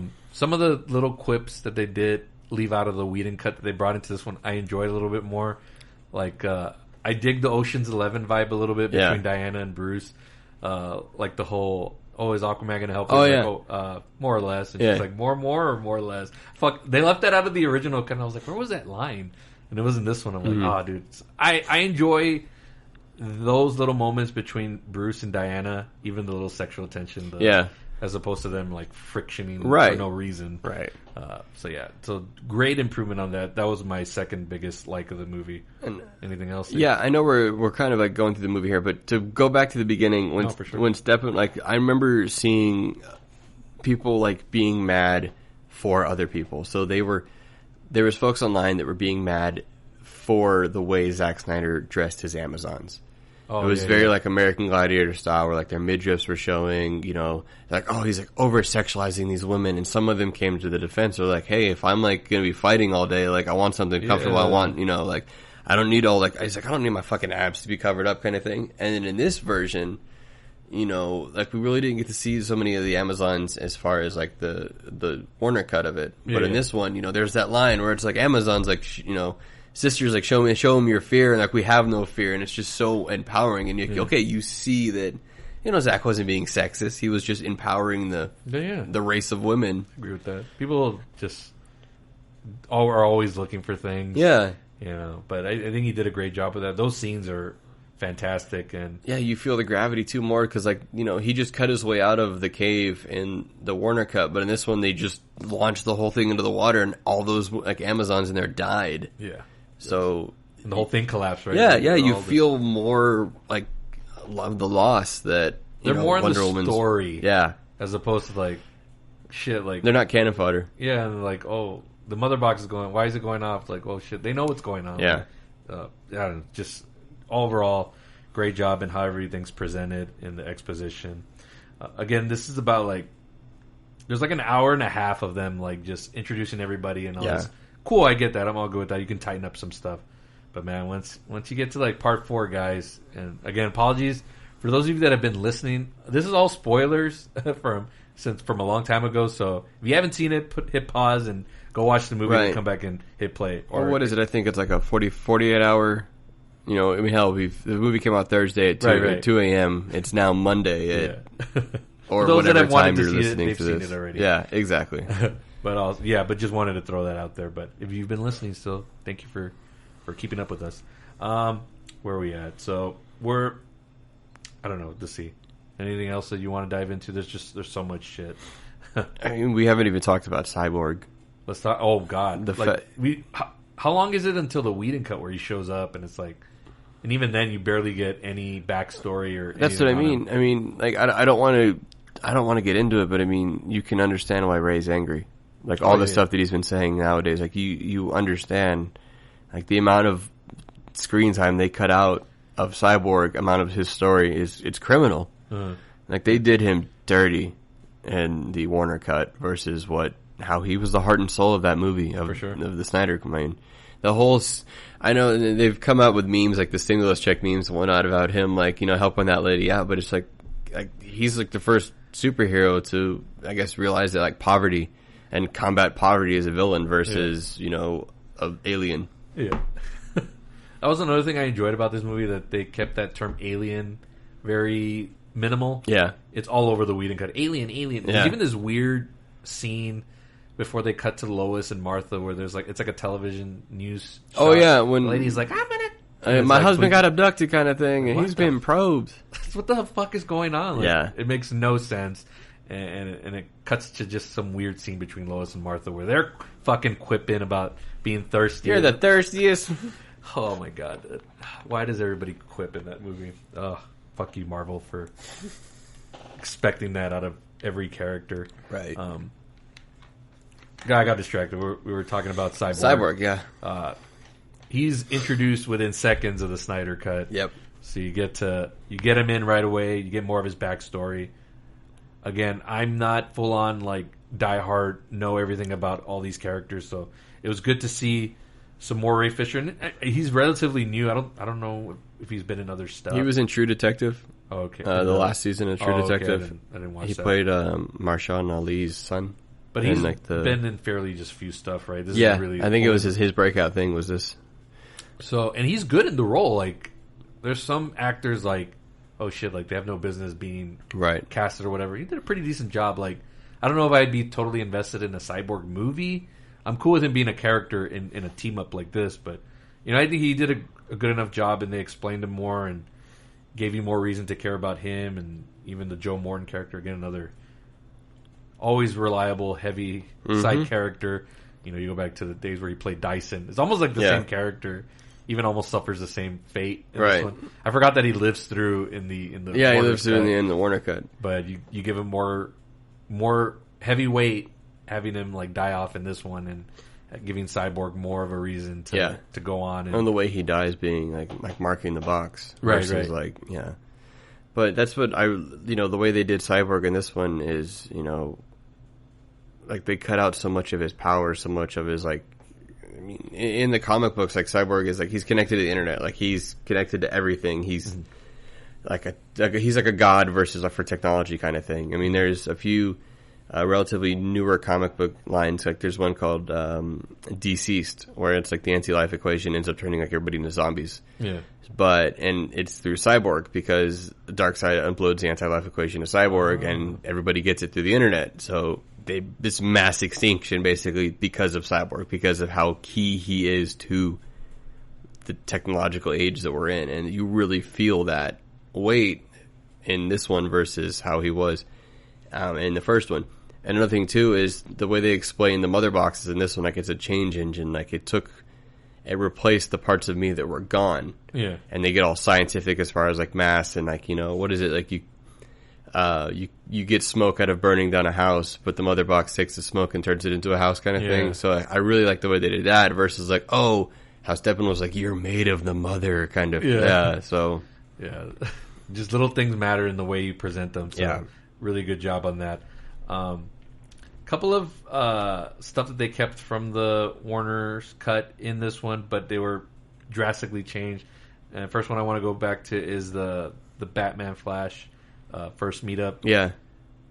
Correct me if I'm wrong, and maybe I just wasn't paying too much attention, but in the Snyder cut or in the Warner's cut, Batman's brooding there in that chair waiting for Barry Allen. And there's a fucking K-pop video playing in the background. Yep. Is that in the Snyder cut? No. Okay, I was like, what the fuck is it? Yeah. And it's like K-pop music playing and everything, Why? Yeah. I mean, I had nothing against K-pop, but, I mean, shit. Like, Batman's there brooding, like, how am I supposed to take that serious? Right. When you got... blaring in the background. Yeah. So little differences, little subtle differences change the tone.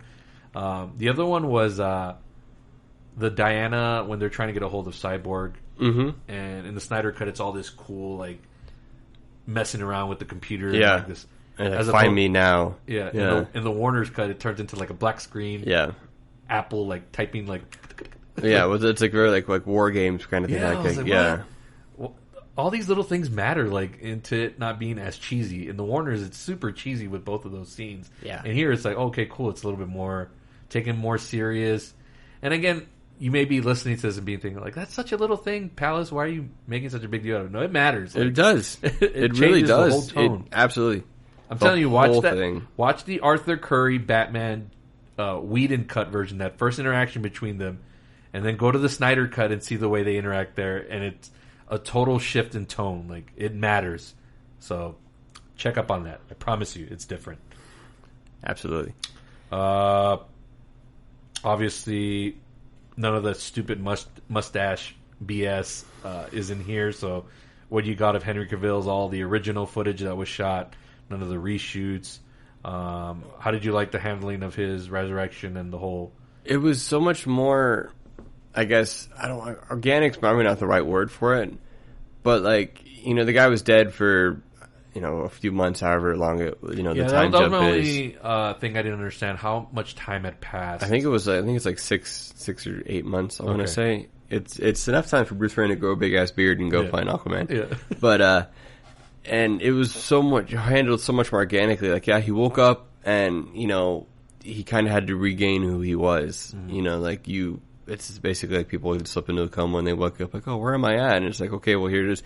And, you know, it was a little bit more given to you on a plate in the Whedon one, where it's like, if you're the first thing he sees when he wakes up, and it's like, in this one, you knew it. It was like, you knew how BVS ended, and what happened right before Doomsday was Batman kicking the shit out of Superman. So you understand the frustration.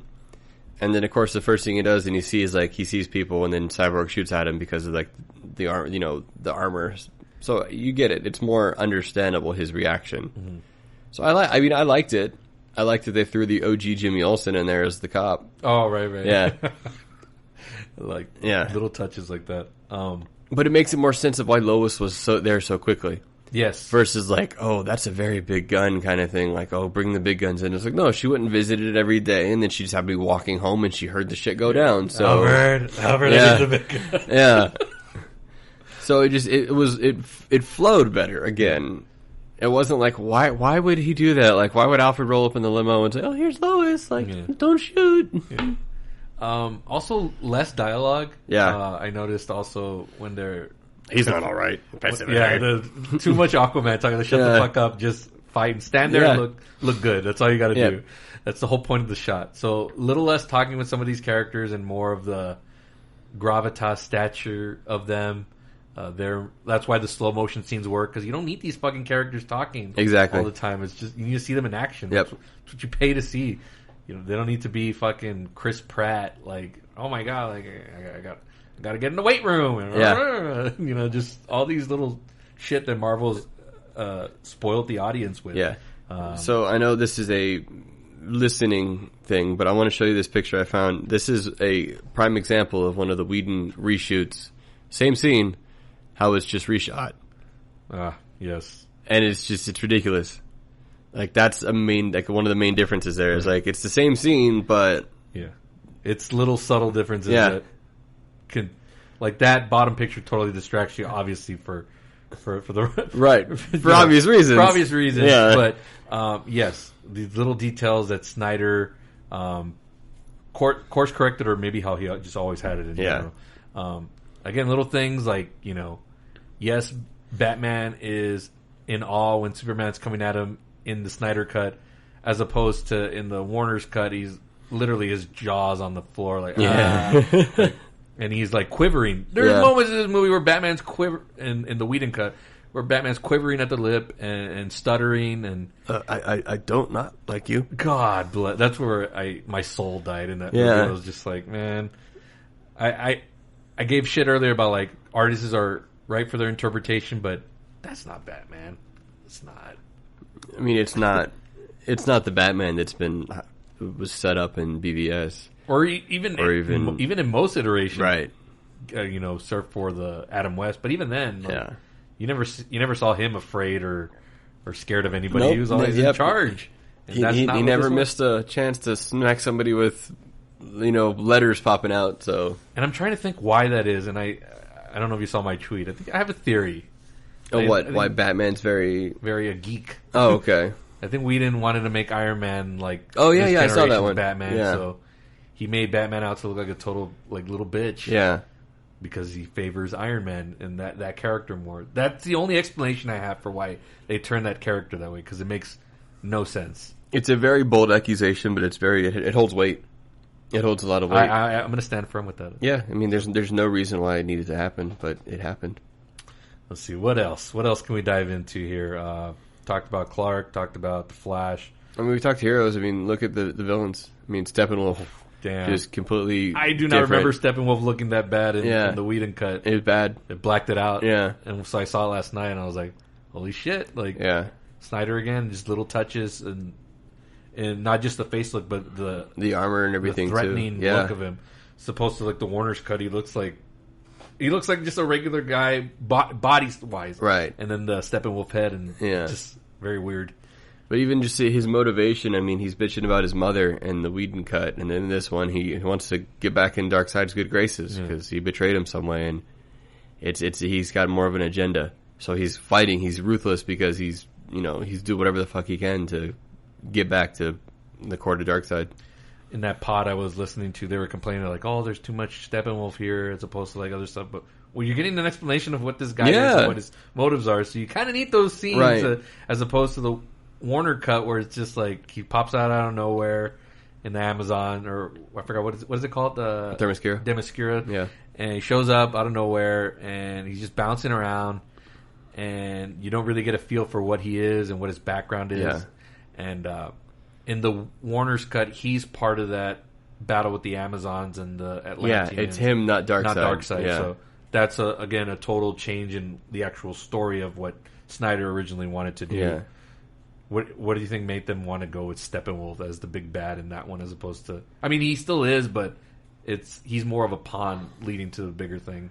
So honestly, and it's I've seen a couple of things on this, and the reason why they went with him was because how Darkseid and Thanos are so similar as far as like world-ending characters, that this was around the Thanos era, right? To the point where they didn't want anybody, and I don't understand. I think they also don't give comic book fans or even movie fans enough credit in this matter as far as like differentiating villains. Mm-hmm. So they didn't want two villains that are like almost carbon copies of each other. True.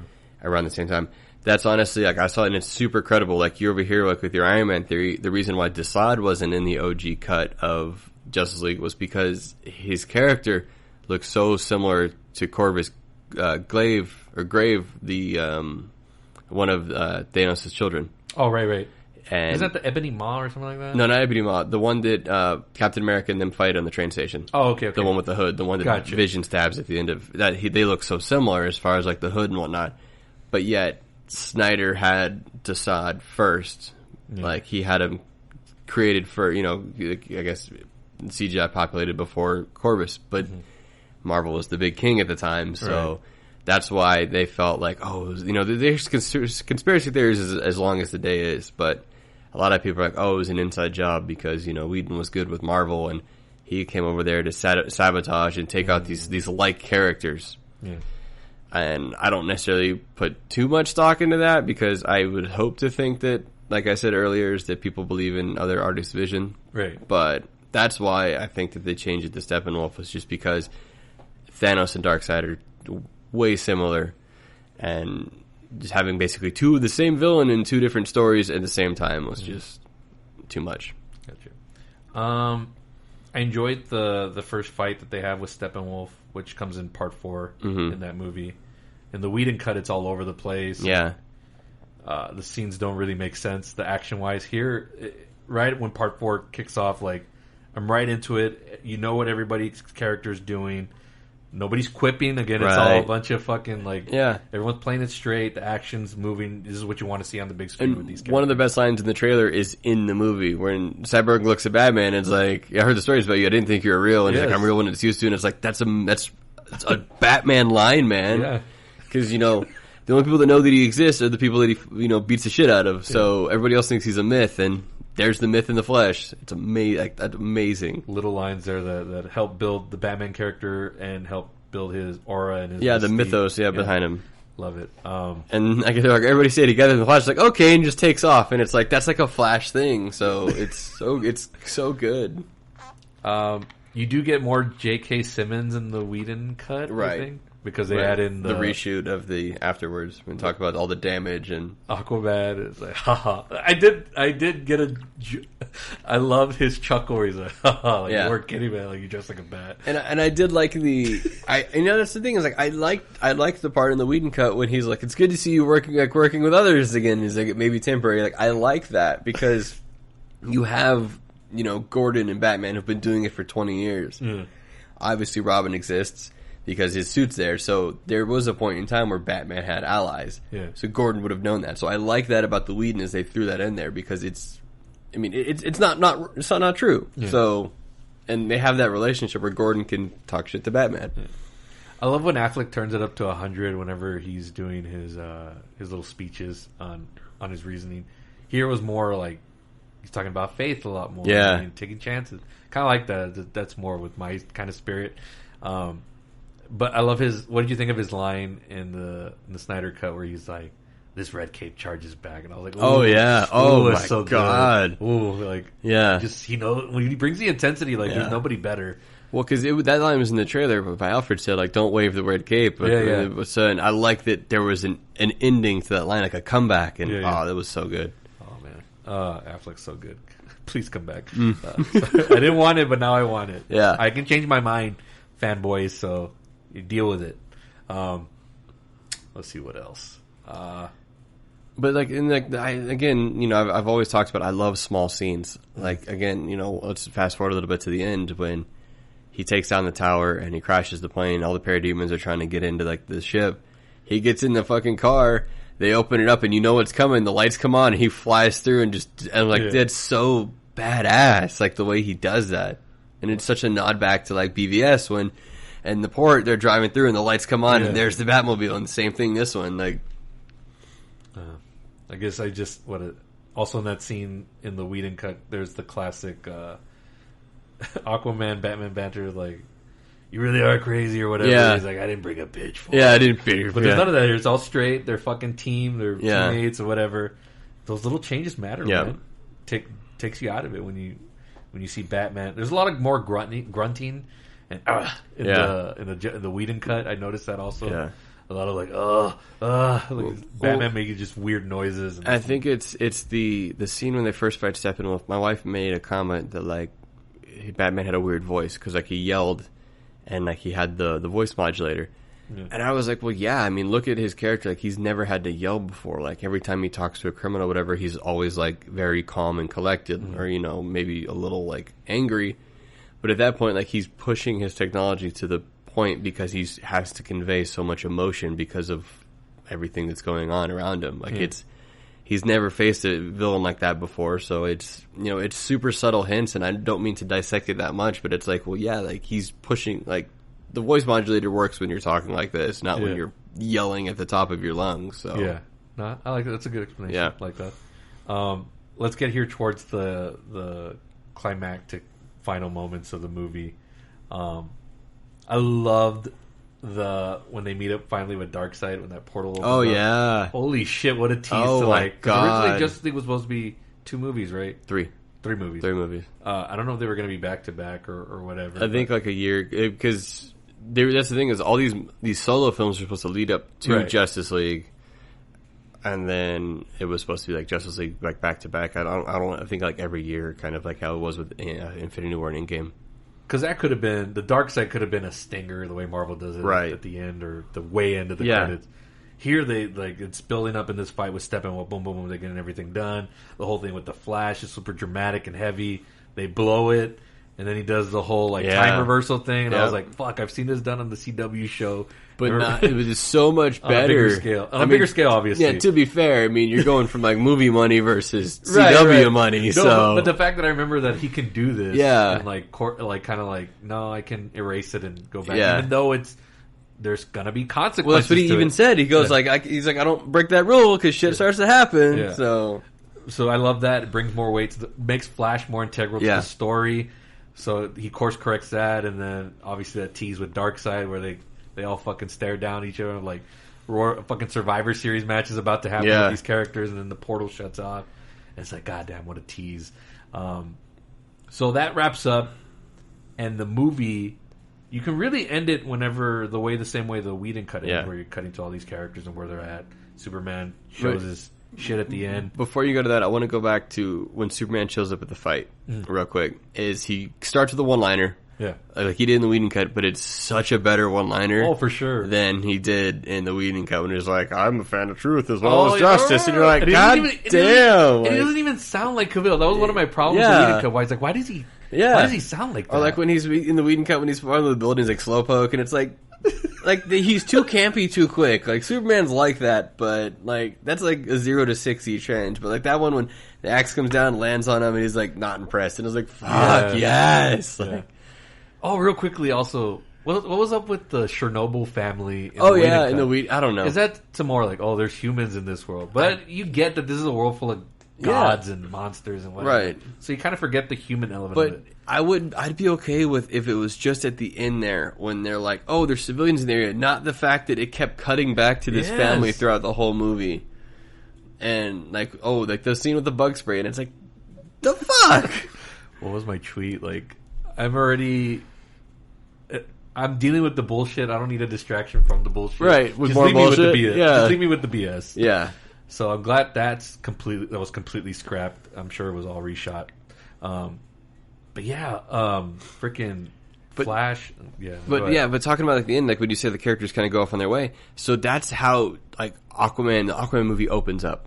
Is they explained it, and you get to see it more now. Is where it ends. He tells Mara like fuck off, like like I ain't dealing with your shit. I'm not gonna fight Orm, whatever. And then he leaves to go see his dad. Yeah. Then Aquaman happens where they attack the sub, and he's on his way back, and he just happens to do that because it's still like it's Russians and whatnot in that, in the beginning of Aquaman, it's a Russian sub and whatnot. So that's what it is. He's already in the area.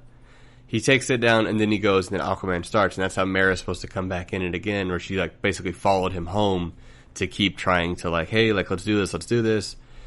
So that's how it flowed better. Again, like I use that word all the time, but it's just the way James Wan talked, he goes, yeah, Aquaman picks up right after Justice League ends. Okay.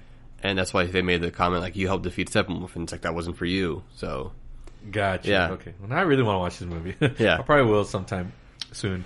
So we're about an hour and 40 in, and I told this to Tyler off air. There's like 4 parts to this pod. There's not 6 or 7 the way it was in the Snyder cut.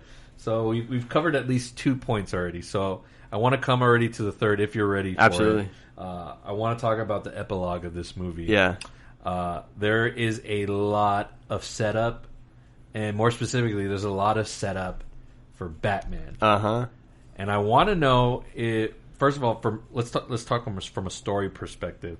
So, the stinger in the Warner's cut comes at the very end of the credits with Luthor on the boat and Deathstroke, and you're introduced. In that version, they're talking about getting their own team together. In this version, it comes in the movie, but it's more to lead Deathstroke to Batman. Yeah. So was that supposed to lead into the solo Batman movie? Is because Deathstroke blames Batman for killing his son, and he wants revenge. So the original plan was that Deathstroke breaks Lex out of prison, and then he's calling in his favor. So that's why he shows up, or whatever it is like that, and then, he wants, and that's when Lex gives him, in the Snyder one, when he gives him Batman's name, and that leads into the Batman movie. So that was supposed to lead up to the Deathstroke versus Batman solo film. So there's that point. So I was like, okay, that's weird. If this is supposed to be like a one-off closure thing, why not just keep the same, like, we can get a team together? Yeah. Okay, cool. You could tease it that way at least down the road. This one kind of like leads you to believe, like, okay, something may be coming with that. Yeah. But then I was like, okay, looks like it's from the original version, so I'll let it be. Yeah. Then we get to the nightmare scene. Right. All right. And that also comes out of nowhere, but also like, okay, I get it also. Now, I wanted to ask you, was this... We'll dissect the scene right now. But was this reshot footage, or was this that was what he reshot. That was everything. The nightmare sequence was everything that he reshot, I guess, last year, beginning of this year, whatever it was. Yeah. So with Deathstroke and Mara and Flash and Cyborg. Mm-hmm. So we get that scene there. And there was also supposed to be one other person on his Nightmare Justice League, which was Will Smith's Deadshot. Holy shit. Yeah. Okay. So this is where we get the appearance of Jared Leto again as Joker. Right. Which I was excited for it before Suicide Squad, but then when I saw the movie, I'm like, whatever with him. He did a good job here in this one little scene, just because any interaction with Batman and Joker is always it's almost, that's better than like an Ant-Man movie. Just their little interaction is way better than like a Marvel side movie. Because they always have like interesting dialogue, because they're two sides of the same coin. Right. That's the best part of why you can never beat a Batman-Joker combination. Well, I mean, it's Batman won't break his rule of killing and kill the Joker, and that solve all his problems. And the same thing, Joker won't kill Batman because he has nothing. What is he going to do after that? Right. Yeah. So the look of him was way better in this. None of that silly words like. Well, he still had the grill. Right, but it looked, you could see all the blood, and it looked more menacing. He was more menacing there. Although I did like the J tattoo on the eye. Like, I think if I had to save like a few tattoos from the Suicide one, I would do the J, because I don't know, for some reason because also in the comics, whenever he takes Jason Todd, he like brands him with like a J on that side. So like it doesn't bother me as much, the J, but like the damage was stupid. Gotcha. And a few of the other ones, like I don't know, maybe the smiley face on the hand, that was cool. But I also like how Odell Beckham Jr. used it in the NFL. Nice, but so that scene's going on. And there's a lot of Batman shit going on here. Yeah. It's Joker explaining that he's responsible for all this, and you need me, and all this and that. And Batman's even interaction with Mara, like, I don't fucking know what I've lost or whatever. Shit, I was like, what's going on here? Deathstroke here? So in my mind, I'm like, okay, is this all new footage? And why are they leaning so much, like, as if they're going to continue this on? So this was supposed to be Justice League 3. Like, the scene here, like, it referenced it, but this was basically, they're supposed to come back to it in the last Justice League movie. Okay. The Snyder, I guess, someone posted the original plan for the Justice League movies. Snyder himself said he's already started to kind of, like, rewrite it and stuff, but the second movie was supposed to be, like, the fall of Superman, when Darkseid took over Superman, and then got the anti-life equation. And then this was Batman's Resistance, which was the new Justice League, to get the Flash to go back in time to warn Bruce about Superman and change history. So all that stuff that happens in BVS, that's all part of it. Right. So in that whole nightmare sequence, is it a continuation of that? Or is it a different It's scene? a continuation of that. Like, that all makes sense now. It all connects. So again, there's a lot of Batman there at the end. And then clearly I know the final shot of the movie was reshot because Ben Affleck looks fucking amazing. He looks healthy, tip-top shape, and then the Martian Manhunter shows up and talks about how there's, another war coming and Darkseid's still out there. But then, like, why am I reading all this? Like, this was supposedly like a one-off and done. Why would he reshoot all of this if there's not going to be any rumblings of possibly continuing this? Because forward? I think he, like you said at the beginning of this, it was closing a chapter of his life, and I don't think he felt that he could leave it unfinished. Whether it was a cliffhanger or not, is that he finished the movie how he wanted to originally present it. Okay. Including if it teases exactly. Why rewrite a plan you had just based off of like, oh, this isn't going to go anywhere, so let me create a whole new ending, but like let me do my original plan. Let me do my original thing. So that's what I think was everything was in there, was new scenes based on how he wanted it to go. So, I mean, as a filmmaker, I probably would have done that too. But can you agree that it could also end on that shot of Superman? Oh, yeah.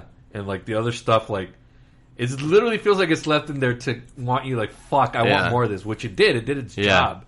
So, I don't know if I believe these rumors of, like, Snyder's done with this or whatever. I mean, like you said, it's just he's closed that chapter. I don't think he's, like, I think, just like same thing, like Patty Jenkins was done after one Wonder Woman movie, and like they showed her a good script or whatever, and like, okay, I'll do it again.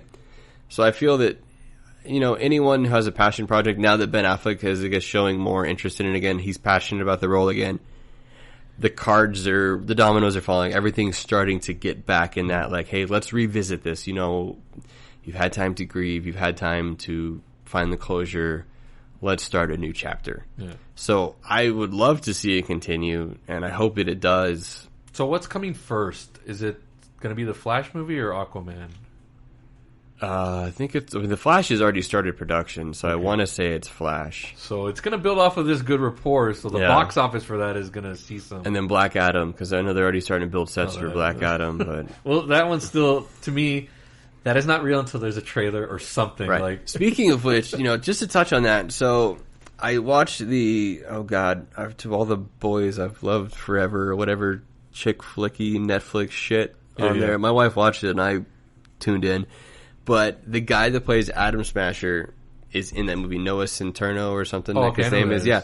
He's in Black Adam as Atom Smasher. It's like Atom Smasher's like this big motherfucker, like this buff-ass character. And I don't know when exactly that To All the Boys was filmed, but like if he's needing to bulk up to go up against someone the size of The Rock, he needs to gain a lot more. Okay. So just like how they're bitching about Robert Pattinson not being able to bulk him enough, like this motherfucker needs Yeah. Like, he needs to start working out with The Rock.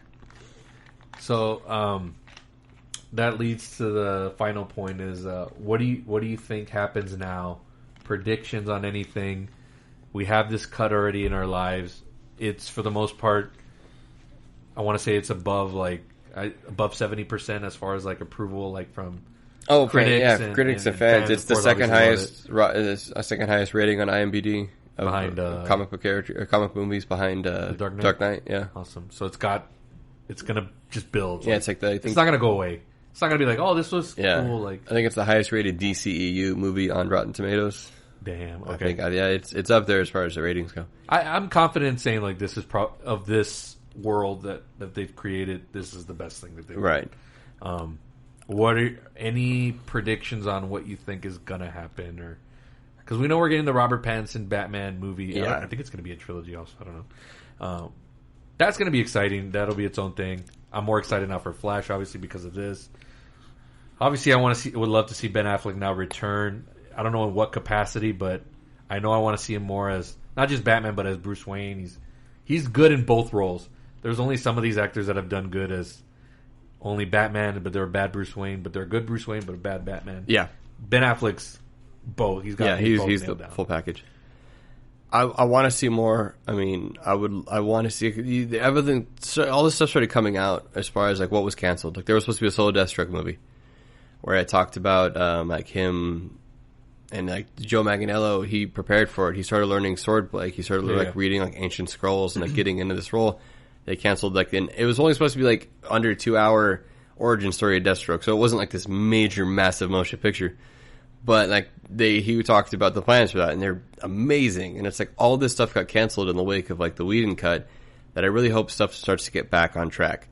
Maybe like build up to bringing, and of course like we'll have to see how Affleck feels after the Flash, his role in the Flash. But I know, and I wanted to mention this earlier when you were talking about like the trades versus like all those fan sites. But I'll tell this to all your podcast listeners. If you listen to a story and believe a story off of We Got This Covered, you're a fucking fool. We Got This Covered is the stupidest site ever.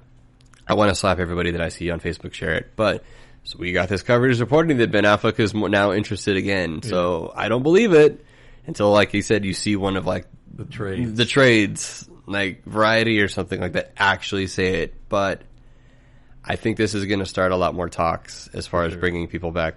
But Henry Cavell needs a sequel before anybody else gets anything. We need another Superman movie before anybody else gets anything. Gotcha. With HBO Max now a thing, if I'm heading up that thing, I mean, obviously you want content, but this is an excuse. I'd be like, let's give Deathstroke a show. Like, well, that's 10 episodes, whatever. But that's what's so good about it is that HBO Max is owned by AT&T. Like the AT&T Warner, and they're the ones that push for the Snyder Cut. They're the ones that have that display up in Dallas of all this stuff. So I think that they're going to, kind of tell Warner Brothers, like, no, fuck you, we're going to do this. Like, this is what the fans want. This is what's going to make us money. Because, what is it, like 150 million subscribers just subscribe to HBO Max for the Snyder Cut alone or something like that? I'm waiting for numbers like that. Fucking exaggerate those numbers. I don't care, because Netflix, you can't trust their numbers. Yeah. They put out their shit. Say, hey, the Snyder Cut is the most watched movie ever on streaming. It's not legally available in China, but yet it's like the most pirated movie in China or something like that. Like, it's breaking records everywhere it's at. Like, in Brazil, it's the #1 movie ever kind of thing based off of sales alone. Like, because you had to buy it. Like, it was VOD there or whatever. But it's breaking. It is putting up the numbers that people, like, by far what people expected out of it. So I think talks are going to start up again.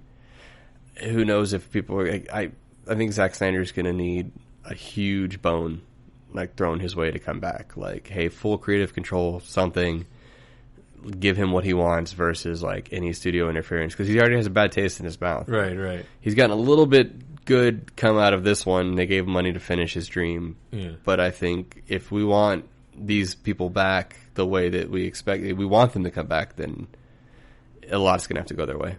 I think it's going to happen. I think you'll see a lot of, maybe, I don't know, we're still early in the year. Yeah. Towards the later part of the end of the year, we're going to start seeing stuff like... Well, when they do Fandom again, because they're talking about making that an annual thing, so...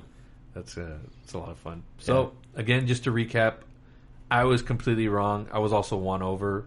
So, Zack Snyder, congrats on on putting this vision, your original vision of this movie, onto the screen. My only regret is I hope at some point Warner's can be like, hey, let's make a little bit extra dough on this, put this on the IMAX. Like if you put this out at the Palladium in like 3 months, it'll sell out. Oh yeah, I promise you. Like this movie, I'm glad that we got it the way we got it in its product, but this thing deserves a big screen presentation. And again, I want these things to get wild, get wacky with it. That nightmare scene alone, like that just looks different. Yeah, like, fucking like not your standard like right. End of the world, like let's save the universe, whatever. It just looks like. This looks like real apocalyptic shit, but like, let's get weird with it. I like it. I want to see a whole movie. I think they've been also. What is it? What's Injustice about? That's what I keep hearing. That's the other. Injustice is different but similar to that. The whole. So Injustice starts off with the Joker blowing up a nuke, detonating a nuke in Metropolis, and killing Lois and Superman's like unborn child. So.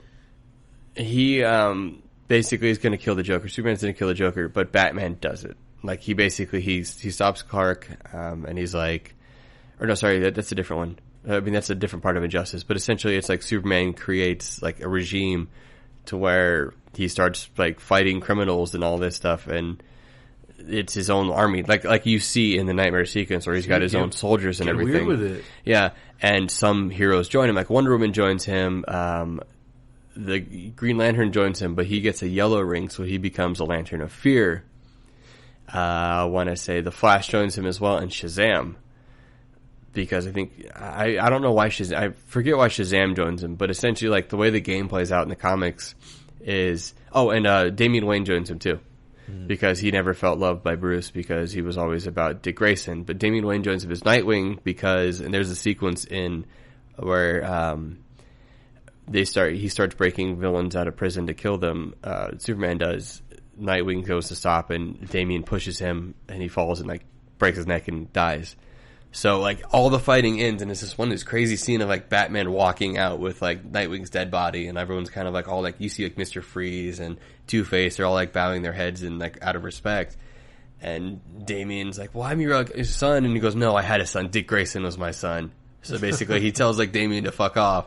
So Damian goes and basically makes Superman's my daddy now, kind of thing.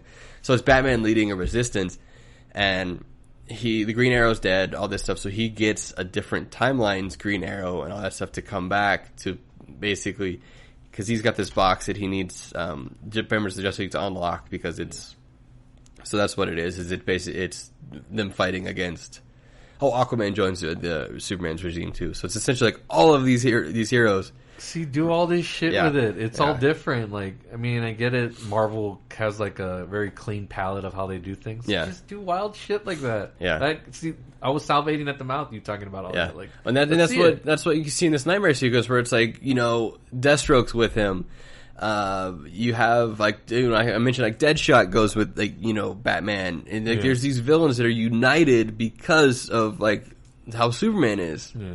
So, God, I hope we get something like, if we get a movie like that, on the big screen in the future, like I'm all in, and it's gonna make a shit ton. Absolutely, because this movie's just building up good rapport, and I can't tell you, like I can't wait to see it again. Like, there's so much stuff in there. Like, real quickly, and the whole rating thing. Let's talk about that real quick.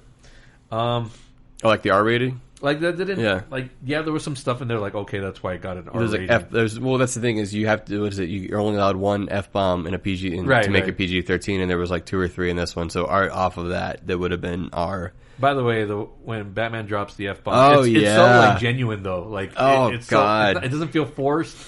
Or like Cyber's like, fuck the world, like, okay, cool, whatever. But when Batman says, I'm gonna fucking kill you. It's the way you deliver it. It's the way Ben Affleck delivers that line. Yeah. It's not Batman saying the line. The way Ben Affleck, the actor. That's what I tell people.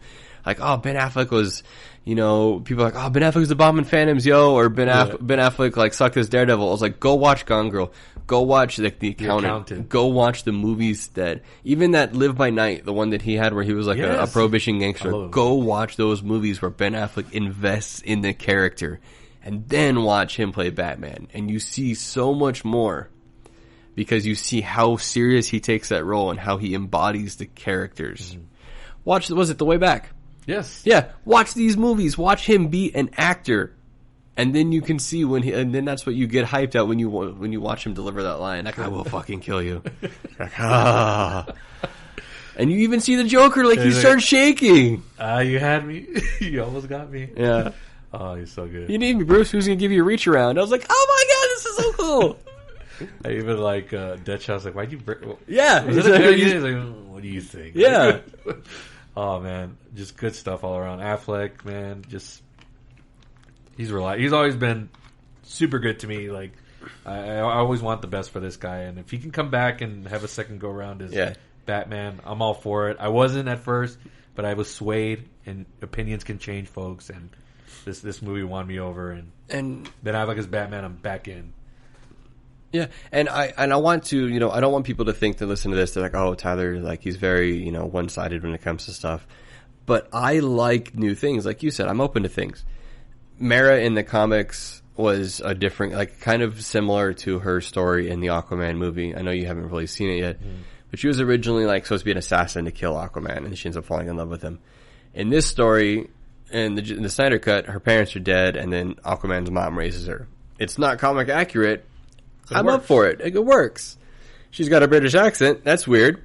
But it kind of works. Like, it's interesting. Amber Heard, whatever her personal life is, let's not talk about that. But she's a Texas girl. She's from Austin. And here she is over there like, hello, I'm from under the water. And you're like, what is this? But it's cool. Yeah. So. I love it. Love it. Good stuff. Any other final thoughts on this? How happy are you that we got this cut? I'm so happy. Like I've said it before on your previous podcast when we talked about it, it's a win for art. Zack Snyder finally, he got to show his art to the world. And I mean, if you look at his movies, again, like I had someone laugh. They're like, oh, they're talking about the slow motion scenes. Like, Zack Snyder does too much. Like, he's slow motion. I was like, have you seen 300? Yeah. Like, come on. Like, that movie, like, could be like 20 minutes long without all the slow motion of that thing. But he got his art. I mean, he got what other directors get. And it was very unfair for the way that they did to him. Why do you think studios don't learn from this? Like, you see when they give directors creative freedom and you see the way audiences respond. Not only just critically, but, financially. Yeah, you're right.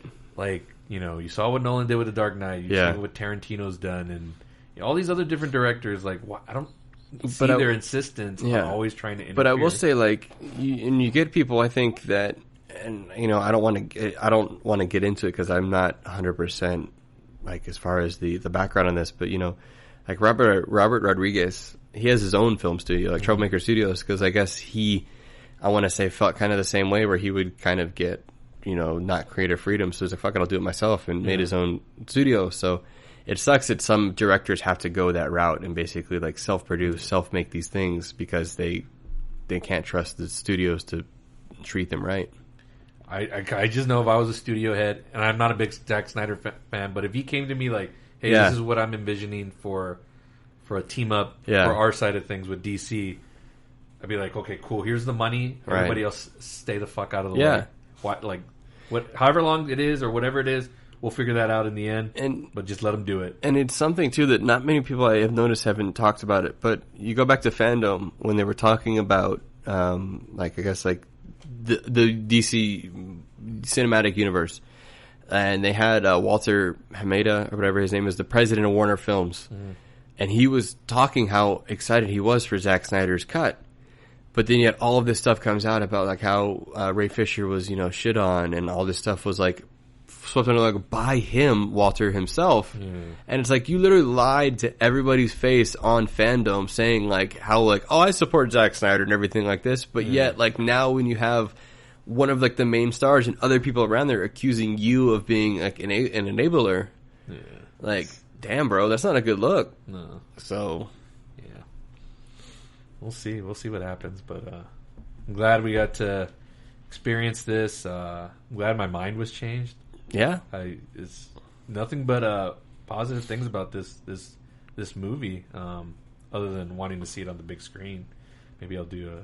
Are they going to release this as a physical disc? I heard they're supposed to. I will buy this. Yeah, I heard they're supposed to like sometime next month or in May. Okay, cool. Because I will buy that if it's released on a 4K. Even though, I mean, the film presentation is going to have the sidebars. Yeah. Again, I don't have a problem with that, but that'll look good on my TV as a 4K disc. Right.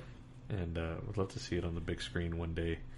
And I hope to see future versions of this storytelling world that they brought to us. You know, like I've said it before, give me all the Batman, give me Robert Pattinson, give me Bale, give me everything. But I really like what they've done, and I really want to see this continue. Yeah.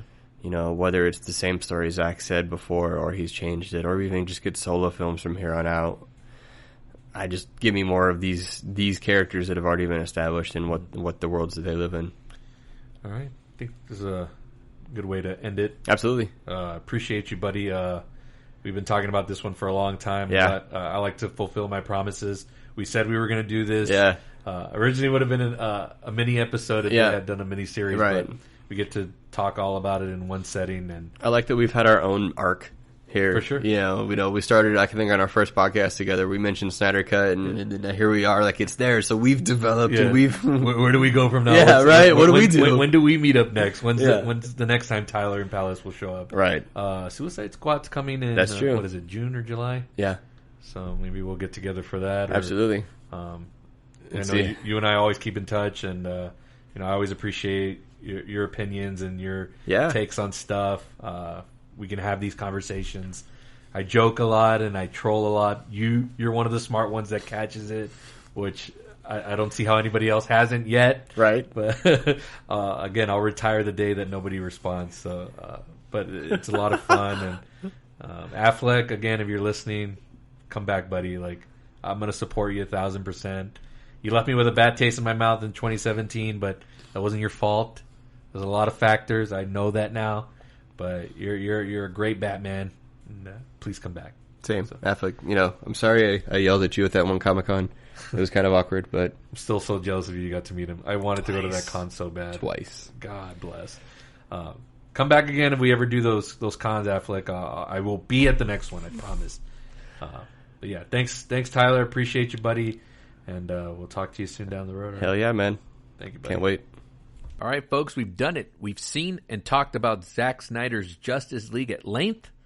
Although not as long as the movie. This is about a little over 2 hours that we're at right now. So not as long as the actual movie itself, but I believe a good, fun conversation. So again, much thanks to Tyler Bishop for joining me on this journey.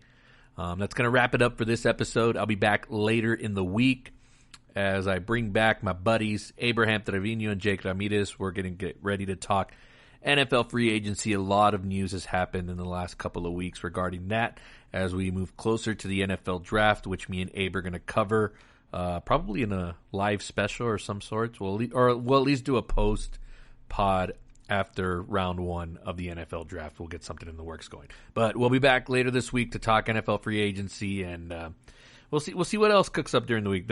We'll see what happens. Falcon and Winter Soldier's off and running.